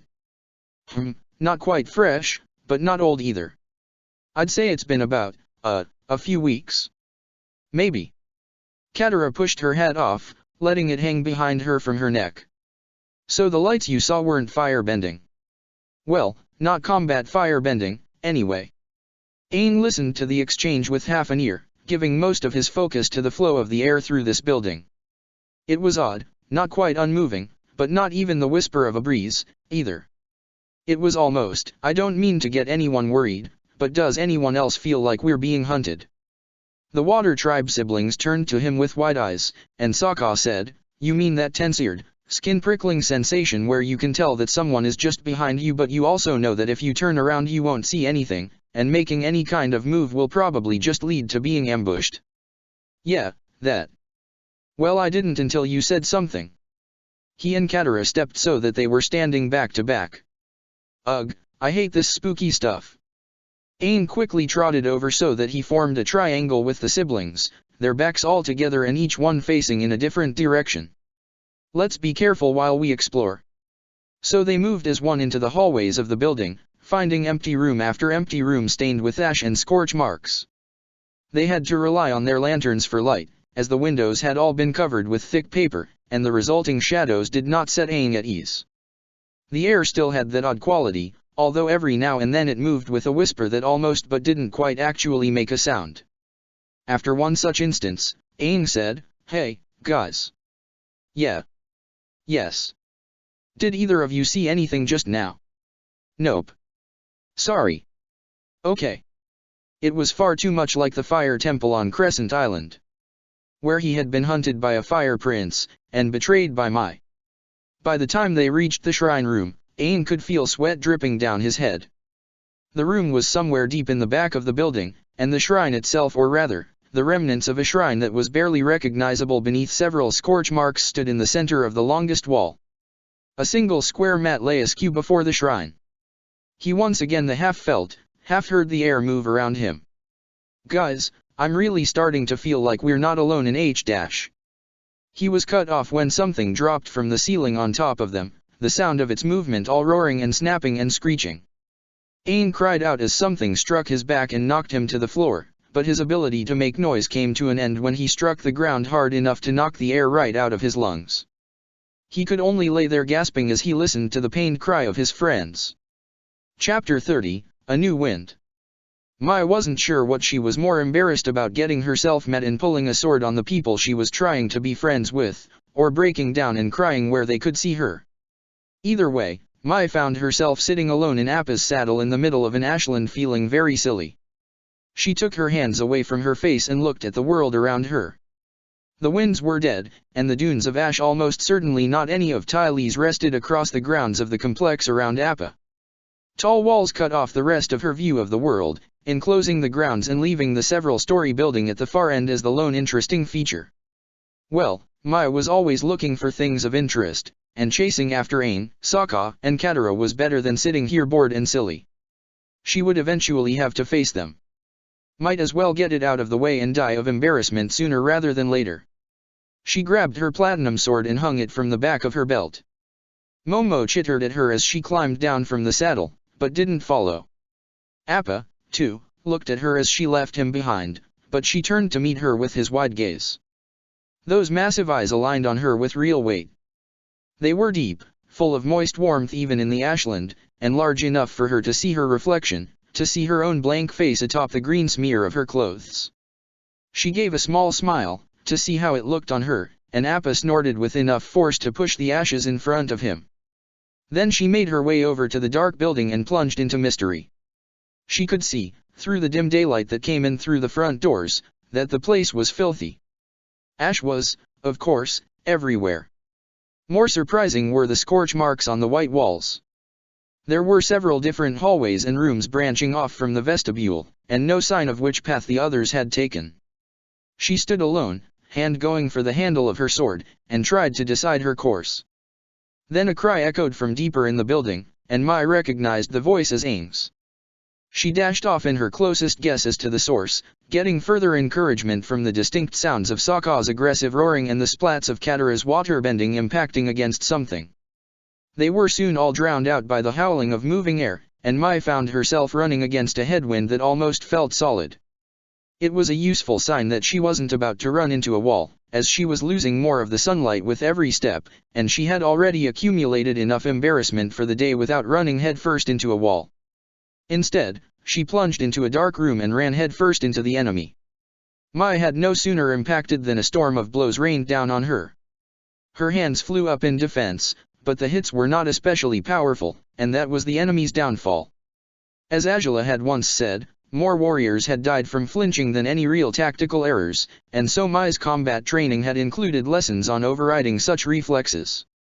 Even as something smacked her across the face with only enough force to sting, she held onto a sliver of focus and drew her platinum sword in a motion that became a full aggressive slash at her opponent.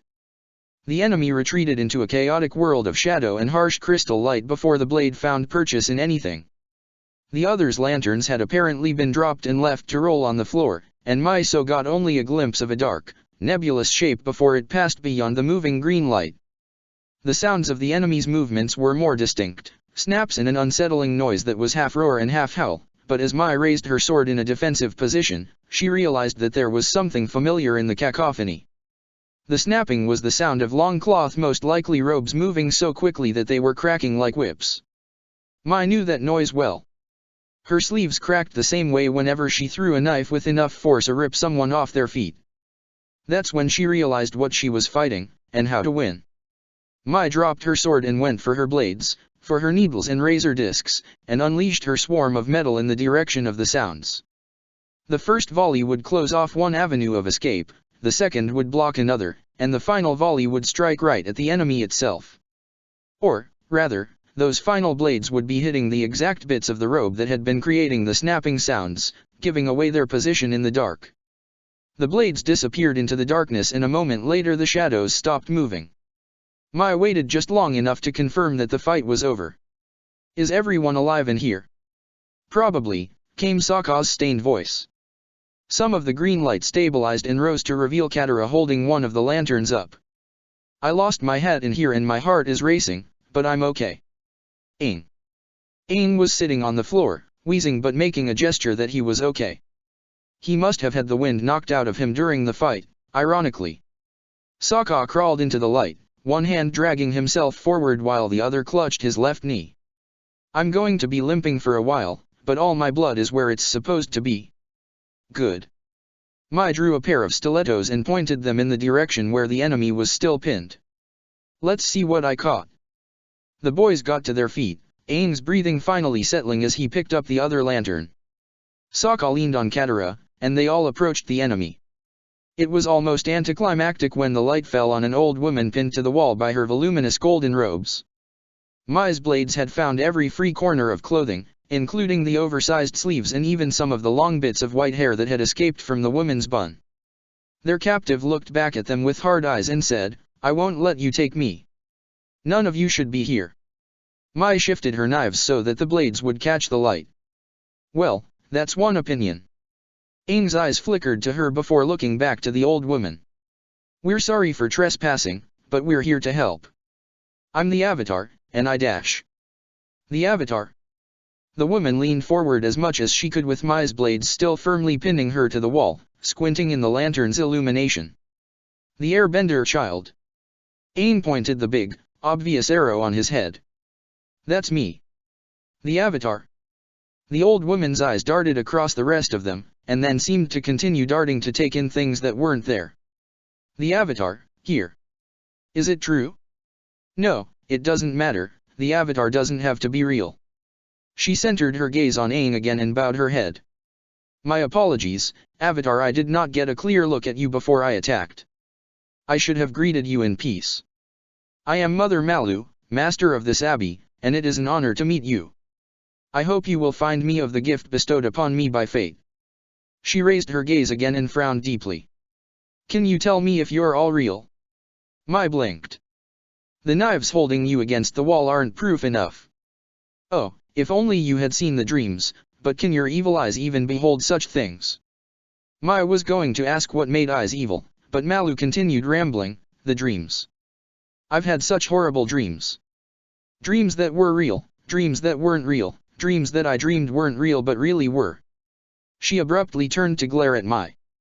"You're trying to trick me. You just want me to think you're real, but you're desh," she gasped. "You're the voices, aren't you?" "Voices?" Mai took a step back. She could deal with old lady ambushers, and had enough platinum that she was reasonable sure she could fight a spirit monster, but this old Malu lady seemed to be cracked, and how was that supposed to be handled? From outside. The horrible voices that say horrible things. Malu looked over at the others, a growl entering her voice. "Let me go. Leave and let me go. I do not recognize your power. Go find peace in the grave and leave the living alone." "Oh, hey, calm down, the voices are something else entirely." Sokka held up his hands with palms outwards, at least as well as he could with one arm still hooked around Katara's shoulders. "We met the voices outside. They're jerks. We can take you away from the voices. To where the sun shines." "How long," Katara said, "have you been here?" Malu blinked. She looked around, blinking at each one of them. "Since the fires. They destroyed everything. The abbey and the girls survived, but everyone else dashed." She swung her gaze to Mai, and there was a glint in her eyes that were far too evocative of Azula on a bad day. There was a detachment to the gaze that kept it from seeing the world in front of it. So many died. We did our best to help, especially after we discovered the gift. I sent some of the girls out to find help, but she turned Katara. The ashes rose. And then the ghosts came. We couldn't she snapped over to stare at Sokka, who yelped. We were trapped. Trapped until the firebenders came. There was so much screaming, so much it drowned out the voices, so much Malu looked over at Aang, who immediately grabbed the closest of Mai's arms with enough force to yank her down to his height, and finished, now I'm alone in the dark, and you're not real. Get out. Get out. They all backed away from her continued screaming, and Mai freed herself from Aang's clutches before he cut off all the circulation in her favorite arm. So, this is what happens to someone locked up alone for a while in the middle of an ashland. Let's not experience it firsthand. Katara shook her head. We can't leave her here like this. We can't. Sokka motioned back over at Malu. We could free her from Mai's knives, then leave her here. Sokka. Sorry. Mai ignored the sibling act and kept her attention on Aang. Even in the light of his lantern, he was clearly worried, and there was conflict behind his eyes as he said, I think there's more going on. When she attacked us, she was I don't know, but I felt something. In the air. I think she was kind of airbending. Airbending? This old crackpot was the new air nation that Aunt Wu had sent them to find? Mai sighed. Nothing is ever easy, is it? Aang had to keep going over it in his mind to make sure he hadn't imagined it. He had been startled by Mother Malu's initial attack, and then getting the breath knocked out of him had been distracting, but at the very edge of his perceptions it had seemed like the air in the room wasn't moving naturally. As his ability to breathe returned and Mai had arrived to save them, that had been good timing. He had become more conscious of the strangeness, of the way Mother Malu had been able to move as though her body was lighter than it really was. There has to be something we can do for her. She's one of my people, now. They were silent in the light of the lanterns until Katara spoke. My waterbending might be able to heal her. Sokka's head jerked up. I forgot you could magically fix stuff. Why am I leaning on you and limping when you can just magic my knee? I'll get to you when we have some time, Sokka. Katara looked back over to Aang, but then averted her eyes. It's not easy, but water healing can work on minds, as well. Kind of. Old Master Anabik, the healing master with us in Crescent Island, told me a little about it, but well, I didn't ask much about mind sicknesses. And it doesn't fix everything, it strengthens the mind so that it can start sorting itself out. Mother Malu will have to want to be healed. To use the clarity I'll be giving her. I think we have to try. Aang reached to take her free hand. He meant it to be reassuring, to show his confidence in her abilities, but he couldn't deny that it felt good to have her support as well. Thank you. Katara smiled and turned away from him. Of course. But someone is going to have to hold Sokka up for me. With a flash of reflected light, Mai returned her knives to wherever she kept them. I can handle that. But first, I have something I need to say to all of you. About before.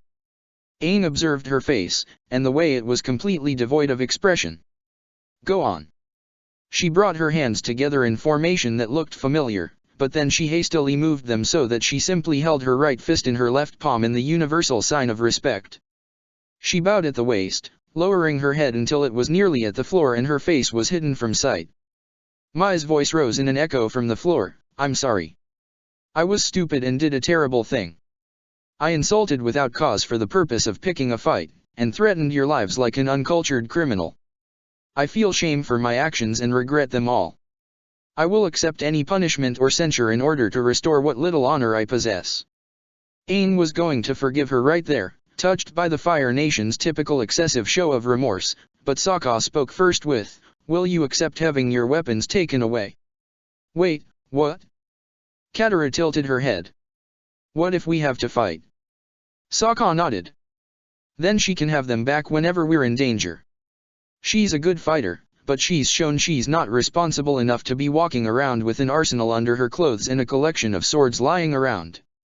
Unless she has a real need for them, she doesn't get to touch her knives and needles and junk. Mai remained bowing, and her head bobbed once. I accept with humble gratitude. Sokka nodded. Then it's fine.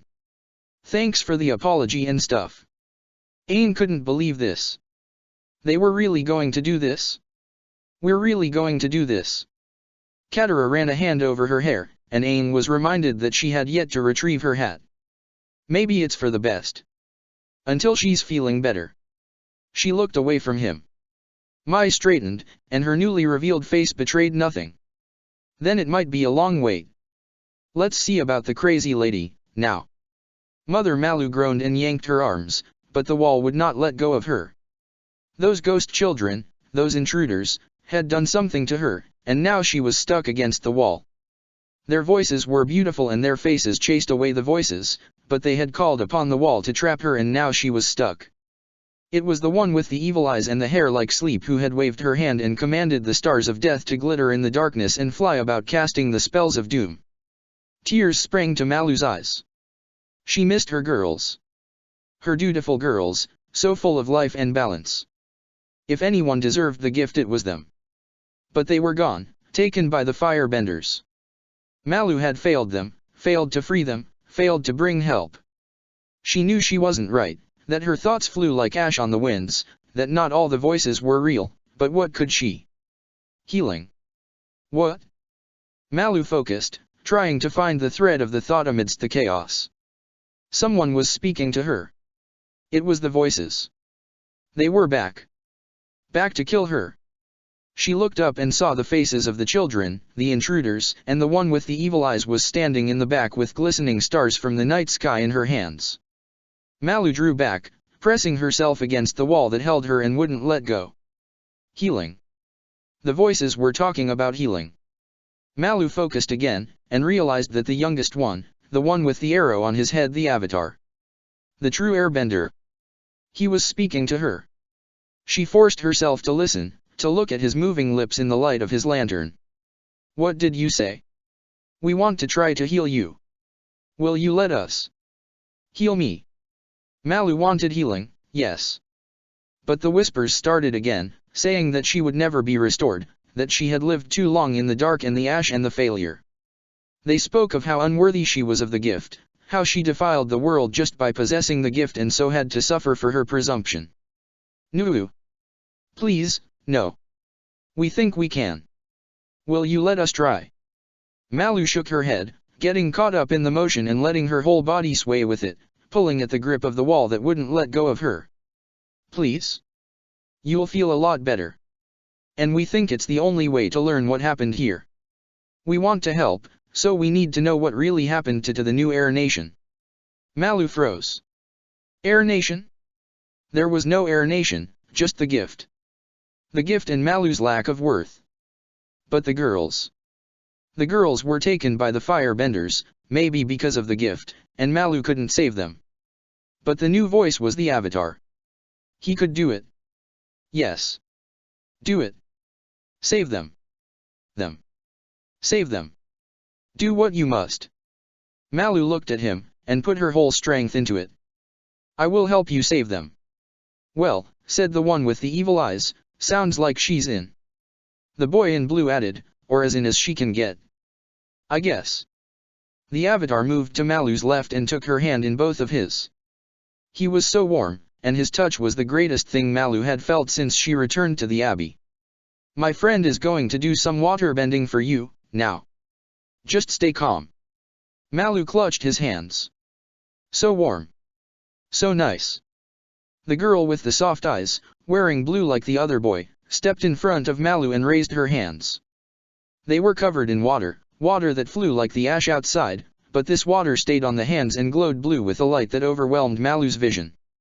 She dreamed that she was drowning, and the voices said she was going to die, but the Avatar's hands kept hold of her own, and she heard him trying to say something. A coolness flowed into Malu's skull as if the flying glowing water had streamed in through her ears to push her brain out of her body and replace it with a lump of ice. But the coldness that erupted deep within Malu's skull settled some of her fear, as she realized that she was breathing and thinking, so she couldn't be drowning or having her mind washed away. But with that clarity came the memories. The fires. The burned bodies. The heat, the choking heat. The smell of the dead. The new breeze. The feel of changing fates. The lights in the dreams. The gift. The girl's joy. The hope. The rising ash. The voices. The call for help. The firebenders. The screams, the fear, the return of the stench of burning. The march across the ash. The fear. The confusion. The escape. The long return.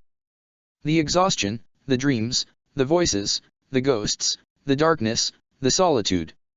All of it returned at once, sharp as knives and black as night. Malu's brain felt like it was burning, boiling, expanding in her skull and hammering to break free. Surely the glowing water was being boiled around her head. Her blood must be turning to steam and whistling out through her ears. The thought of it was enough to make the dream real, and Malu screamed. The scream made Aang jump as high as he could go without letting go of Mother Malu's hand, and when he landed, he realized that he had dropped his lantern again. What's going on? Katara had hopped back, and the water was lying in twin puddles on the ground. She was breathing hard and looked to Aang with wide eyes. I'm not strong enough. There's so much confusion. Mother Malu had stopped screaming now, and she hung limp from Mai's knives while muttering about ashes. Aang let go of her hand and let his gaze fall to the lantern lying beside his boots. So we can't help her? I can't, Katara said. But maybe you can. Aang's head snapped up. What? But I can't heal. You have to be a dash. Katara nodded. A waterbender. Sokka scratched his chin. Technically, the Avatar is a waterbender. But can all waterbenders heal? I've never been clear on that. Master Anabik said that there are degrees of natural talent, but we can all commune with water in the way that's the root of the healing power. She looked to Aang again. You don't have to do it alone. I can direct everything, you just need to put more energy into it. Make up for the strength we need. She straightened, and moved her arms to summon more water out of the skins that hung from her back. The liquid streamed up to cover her hands, and she stepped forward to hold them out on either side of Mother Malu's head. Now place your hands over mine. Let the water take them in. Mother Malu didn't react to any of the activity as Aang stood shoulder to shoulder with Katara and placed his hands on the backs of hers. The water flowed as he pressed his palms against her skin, and Katara exhalation sent the liquid surging to engulf his hands. It was cold. You need to feed the water, Katara whispered. Water wants to heal. It cleans and cools us naturally, and washes out our wounds. Remember how it felt the last time you satisfied your thirst with a cold drink. Focus on that as you extend your waterbending and let the water drink from your chi as it needs. I'm going to start now. Aang closed his eyes and remembered the taste of the water that came from the cold springs near the Southern Air Temple, the water he'd drink after a long day of airbending practice. He meditated on that, on the healing atmosphere of his old home, and let the liquid on his hands become one with his being. The darkness behind his eyelids lit up with what must have been the light of the water coming to life, and he could feel Katara directing the energy in the liquid with a subtlety and gentleness that amazed him. He felt the flow of his life force surge and fought to keep his breathing steady, turning his focus deeper inward with that memory to guide him, silently asking Gyatso and Roku for help. He felt the heat of Malu's mind pushing back, and shared the coolness of the mountain water of his childhood. It was like drinking that spring water again. A sharp, sucking gasp brought Aang back to reality. His eyes flew open to find Mother Malu once again straining against the knives that pinned her and staring with wide eyes. Katara stepped back and the water exploded out to soak Aang's sleeves, but he didn't have time to worry about that before Mother Malu swung her face right up to his and hissed, I remember. The gift, Avatar. It was airbending. I saw them taken to the hole in the ground, to the Tian Kang fortress. Save them, Avatar. But beware the traitor. Then she closed her eyes and collapsed. Mother Malu. He tried to hold her up, supporting her underneath her arms, and Katara pushed through to do a quick examination. Is she okay? She's breathing, and seems healthy. She might just be exhausted. Katara looked over to him with a shrug. I've never done healing like that before, and her mind was under a lot of strain that we tried to fix quickly. She needs time. Then we'll see. Aang nodded. Let's get her out of here. The winds outside will be returning soon. And, Sokka added, we have another clue to investigate. This Tiankang fortress. Ugh. They all turned to Mai. I know that name. I'll explain once we're airborne, but you're not going to like what I have to say. Sokka snorted. When do we ever? Aang tried to tell himself that he was too busy freeing Mother Malu to respond, but the truth was that any opportunity to say something had passed by without his ever figuring out what he should actually say. The ash was starting to swirl when Mai helped carry Malu outside and ease her up into Appa's saddle. They were all no sooner flying up above the reaching of the coming storm of cinders than Mai found Sokka's expectant gaze on her. Sighing, she began drawing her blades out of their various pouches and hiding place and piling them up in front of her. The last weapon she relinquished was her platinum sword, placing it atop the mound of knives. Then she turned to the supply packs stacked up at the rear of the saddle to fish out her backup sets and steel sword. They all went into the pile as well. Sokka looked it all over. You didn't keep one, did you? What would the point of that be? There's no danger up here, and I can't do much with just one blade. Mai scooted back and indulged in a spine-folding slouch that would have killed her mother to see. Maybe Katara should search you. Over on the side of the saddle, crouched over Malu's comatose body on self-appointed nurse duty, Katara rolled her eyes beneath her recovered hat. I'm not searching anyone. If Mai says she's disarmed, then we're accepting her word. Sokka grunted. Do we have time for you to heal my knee, now? Katara turned away again. I'll get to it later. Mai almost wished Katara had performed a search. She didn't think she could possibly feel more humiliated at this point, having her knives taken away like she was an irresponsible child, and it was an accurate enough comparison. Proving her compliance wouldn't be a bad thing, and she really had held nothing back. She wanted to erase her stupidity. She wanted to have the danger she represented pulling weapons on her allies with no real provocation forgotten. More than anything, right now, Mai just wanted to stop being Mai. And, really, she was almost there. She had given up her family, given up her nation, given up her red clothes, and now just gave up her knives. What did she have left, besides her name? Hoping that no one was looking at her, she reached for the twist of hair on the back of her head and began undoing it. With that foundation gone, her ox horn buns and twin tails quickly fell into a plain cascade of black tresses. She pulled it all together and twisted it behind her into a short, ugly knot that hung to her shoulders. She bet Mother wouldn't even recognize her, now. I think we're clear of the Ashland now. I need to know where we're going, Aang said from his usual position on Appa's head with Momo. He turned around, and blinked in obvious surprise when he saw Mai. Tiankang Fortress, she cut him off. Simultaneous proof of both the Fire Nation and the Earth Kingdom's complete stupidity.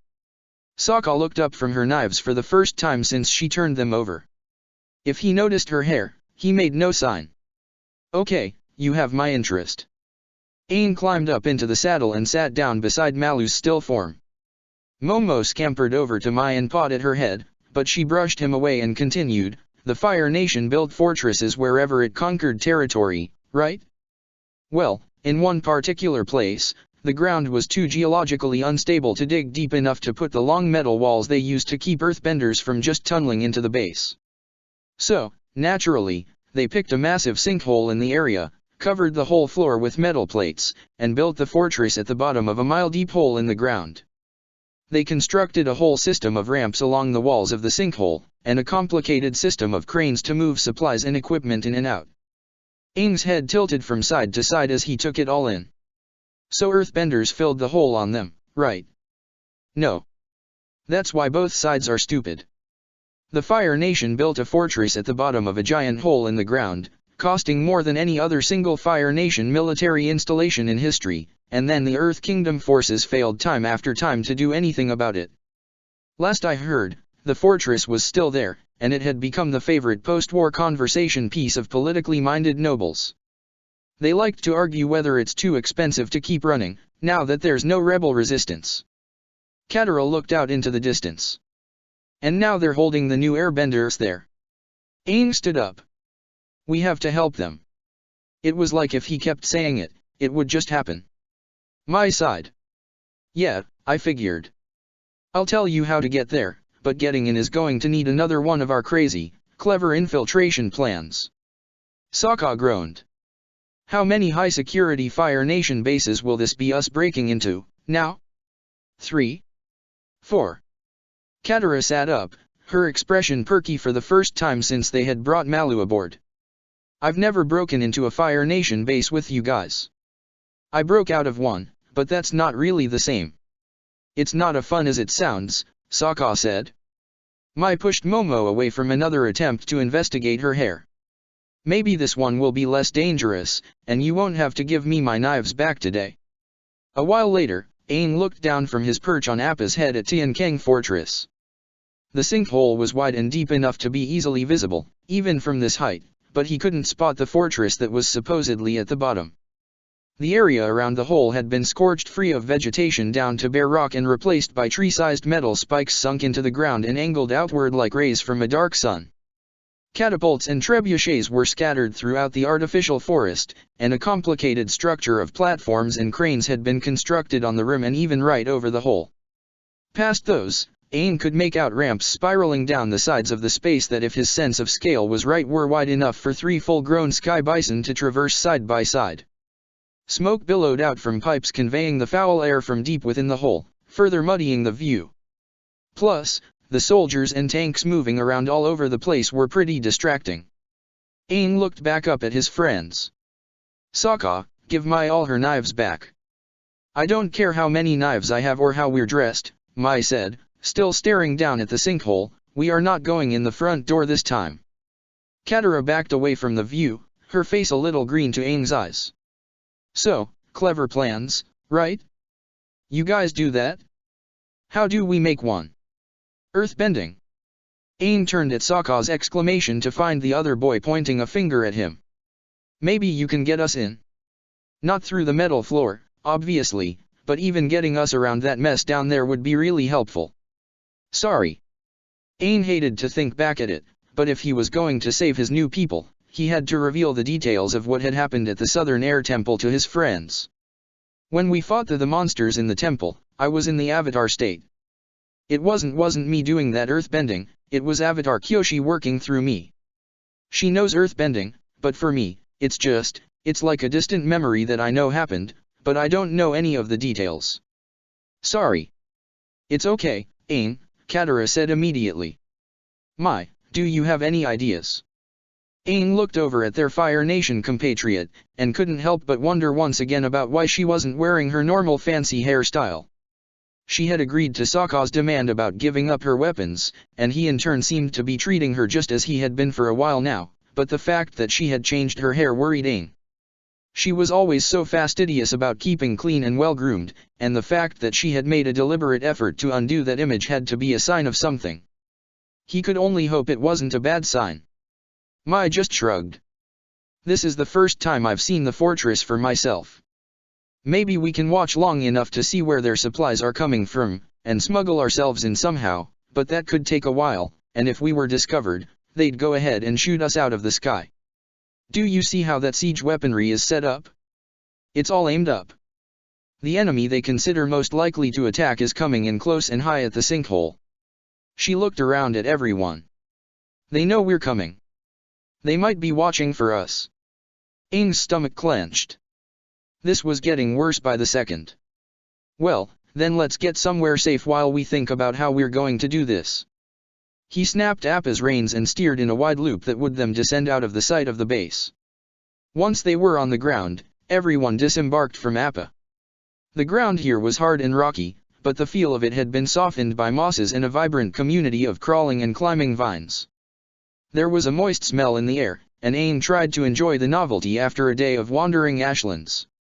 While Katara finally healed Sokka's knee, they talked about ideas for getting into the sinkhole. Can you just drop down in a free fall, Sokka asked at one point, and then airbend yourself to a safe landing once you're through the defenses? Aang had been forced to shake his head. I'm not sure I can cushion myself at those speeds without my glider. Anyway, without a good view, I could crash into something before I even know it's there. They made a few more tries on Mai's idea of smuggling themselves in with a supply delivery, but nothing came of any of those conversations. Sokka speculated about building some kind of machine vehicle specialized for getting them through the defenses, but Mai testily poked holes in that idea until they had both fallen into sullen silence. Once they ran out of concepts to discuss, everyone began seeking distance. Sokka walked around and poked his foot into the largest clumps of vines for reasons Aang couldn't guess. Mai's hands disappeared into her sleeves, but then Aang heard her sigh and her hands reappeared holding nothing. She then marched off to a spot far away enough that the expression on her face, or lack of it, was lost to sight, and sat down. Katara checked on Mother Malu again in Appa's saddle, and afterward went over to a nearby stream to refill her waterskins. Momo followed her over and lapped from the creek. In the silence, Aang could no longer enjoy the moist air. Now it just felt like oppressive humidity. He went back to Appa and rubbed his old friend's massive nose. "How about you, buddy? Feeling okay?" Appa responded with his resonant lowing, and there was a dark tone in it that perfectly summarized how Aang felt. The new airbenders were beyond their reach, and it was starting to feel like this great team that had carried him so far was starting to malfunction. In the past, even when they were afraid or frustrated, they had still moved forward with energy and perseverance, or at least stubbornness. Maybe they were thinking about this fortress the wrong way. Maybe it wasn't about how they should be getting in, but rather getting the airbenders out. If Aang attacked the fortress directly, tried to bring out the Avatar state, then he might create enough damage and distraction for the airbenders to make their own escape up from the sinkhole, and since they were the first of the new nation and he was just the last of the old, then risking his life that way would probably be worth it even if he I got it. Aang spun to see Katara standing up beside the creek and pushing her head back to reveal a broad smile. "What did you get?" "Our way in. There's lots of water in this area, and it runs underground. This creek disappears over there, and the water has to be going somewhere." Sokka stepped over. "That's right, that's probably what created the sinkhole. The water running underground wore away the support until everything collapsed." Aang blinked. "We can't flood the sinkhole. That would drown everyone." "Oh, no, I didn't want that," Katara said quickly, coming over to put her hands on his shoulders. "Since we don't have any earthbenders, we can use the water to just wear away a path underground. Just a small tunnel for us to use to get in. And then we let the water drain away underground." Aang looked to Sokka, who shrugged. "The theory works, but I don't know enough about your waterbending to say if you can do it. We're talking precise work, and you'll be guessing about your endpoint. You won't be able to see into the sinkhole to tell where your tunnel will end up." Aang nodded. "Still, it might be our best option. And we can give it a try without risking anything. If we can't bend the water enough, or if we can't figure out where our tunnel is going, we just stop and try something else. The Fire Nation shouldn't realize what's going on." Katara pointed back at the stream. "We can start there, so some of the work will be done for us." Aang looked up at the sky. It had turned red as the sun met the horizon, and night would be on them soon.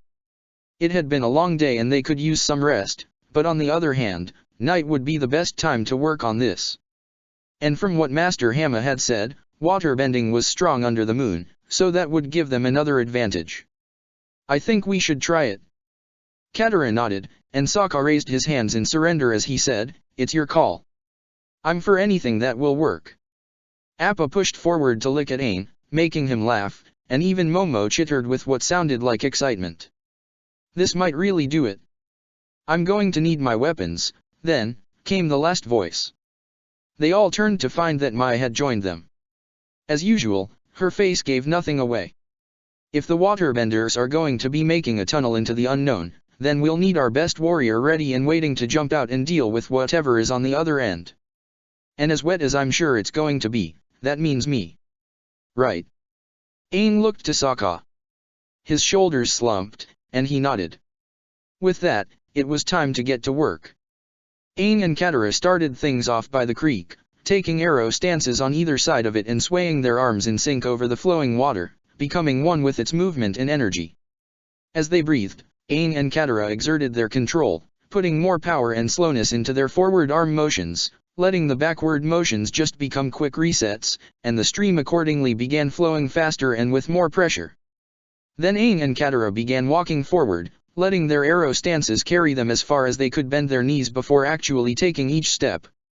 The creek's pressure increased accordingly, and by the time they reached its end, it had worn away a large enough hole in the stone ground that Aang could probably squeeze through it with minimal discomfort. He wasn't heading down there just yet, though. He and Katara remained standing on opposite sides of the hole and shifted their arm motions so that they went up and down rather than side to side. It was harder without being able to see the water they were bending, but Aang could feel the push and pull of it in the darkness below the ground, and he found himself closing his eyes so that he could let the sensation become his whole reality. The stone of the underground was strong and unyielding, but the water had flowed against it for more years than the Fire Nation had maintained their sinkhole fortress, and so foundations crumbled against the wet pressure, and a new underground river began to flow. Hours later, Aang and Katara both crawled underground, lanterns hanging from their belts, and dropped into knee-high water to continue building their underground path. Of course, stone did not yield without time. The only reason they were able to make measurable progress at all was because there were already natural chambers and openings throughout the stone, thanks to the water already here. The hard work really came from breaking down the walls between the bubbles in the stone. Sokka's knowledge of mines was helpful in making sure they didn't collapse everything, and with each new breach, Aang had the chance to breathe ancient air flavored with both stone dust and water. As time wore on, Aang's muscles became fatigued. He and Katara began taking shifts, one working while the other rested, and Sokka and Mai rigged up a rope ladder so that they could climb up out through the creek's enlarged drain and have a snack, even a nap up where it was warm and dry. They worked all through the night. When the sun rose, they all retired to the camp Sokka had set up and passed the day away in something like the coma that Mother Malu was still in. Work resumed on the second night, and they kept at their driving pace. Aang had to rely on Sokka to visit Appa and Momo for him. Katara got some extra long breaks to take care of Mother Malu with Mai's help. The old woman still showed no sign of when she might wake up. The time all blurred together until Sokka put his ear up against the wall at the end of their tunnel, a check he made regularly, and held up his hand. "I think we're there. I hear activity that's not wet." Aang heaved a sigh of relief. Mai thankfully didn't have to argue to wait for the third night to make the final breach. Everyone slept through the day again, and then rose with the moon to get ready to make war. Mai was loaded up with a full set of throwing blades again, and had her steel sword in its place at the back of her waist. It felt so good to be weighed down by sharp metal again, but she told herself not to get used to feeling. Then, in silence, Aang led the way down into their secret tunnel. Great. Back into soggy land. The water was still knee-high throughout the tunnel, but there was no staying dry even above that line. The water foamed and splashed as it rolled down the meandering path and struck the uneven walls. Mai might have only gotten a brief look at the mines at the South Pole, but even she could tell that this tunnel was far less professional in structure. It had a natural feel to it that gave it a frightening quality. She was soaked from head to toe by the time she reached the end of the tunnel, her clothes clinging and her boots spongy. It was just as well she had given up her usual hairstyle, because there was no way her oxhorn buns could have survived this environment. Mai splashed after Aang towards another green crystal light, but Katara ran ahead of them and took a position where she could do her water dancing. The water that had been draining from a hole at the tunnel's end slowed and began rising at a pace that Katara seemed to have under control. Sokka splashed over to stand beside her, seemingly unbothered at being thoroughly soaked. But then, he was a water tribe. "Okay," Aang said. "Katara's going to maintain the draining, and I'm going to use my water bending to slice through the wall. Mai goes first, then Sokka. Katara and I will settle the water and then join you. We figure out things from there." Sokka pulled his knives, the ones Mai had given him at the start of their journey, from his belt. "You know, it's probably too late to bring this up, but it just occurred to me that our plan after this point is distressingly vague." Everyone ignored him, of course. Aang splashed over to the last wall, took a water-bending stance, and raised a thick ribbon of liquid out of their artificial river to slice at the wall up and down like the saw of a lumber mill. But while water was an effective power source for pumping a metal blade fast enough to make short work of wood, stone wasn't so cooperative. Everyone winced as the sound echoed shrilly throughout the tunnel, and Aang sped up his movements to put more strength into his cutting. Faster than Mai had expected, the wall burst open. She dashed forward with a splash and dove through the opening with arms out in front of her so that she could turn her landing into a roll. She hit the ground but failed to find traction, slipping and sliding forward across what she realized was a metal floor. She came to a stop when she crashed into a pile of wooden boxes, getting a good battering from the weight in hard corners, and then something else smacked into her from behind, something softer than a crate, and Sokka's cry of pain made her realize that he had taken the same tumble she had. The clatter of their crash sounded impossibly loud to her, but then it continued even after everything had finished tumbling, and she realized that something else was causing the noise. She pushed a box off of her, crawled around Sokka's body, and looked around.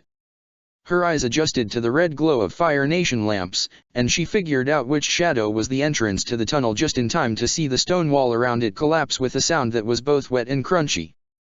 Maya was assaulted by both a wave of water and a heavy sprinkling of rock dust, and after she wiped the resulting gunk out of her eyes, she found that the only thing left of their tunnel was the obvious outside of a cave-in. Aang and Katara were either trapped, or already buried in their grave. She and Sokka were trapped in a fortress sinkhole. And she could hear voices, shouts of, "What's going on over there?" That promised imminent investigation. Mai decided that Sokka was right. Their plan had been far too vague. Check the description for the links to the author.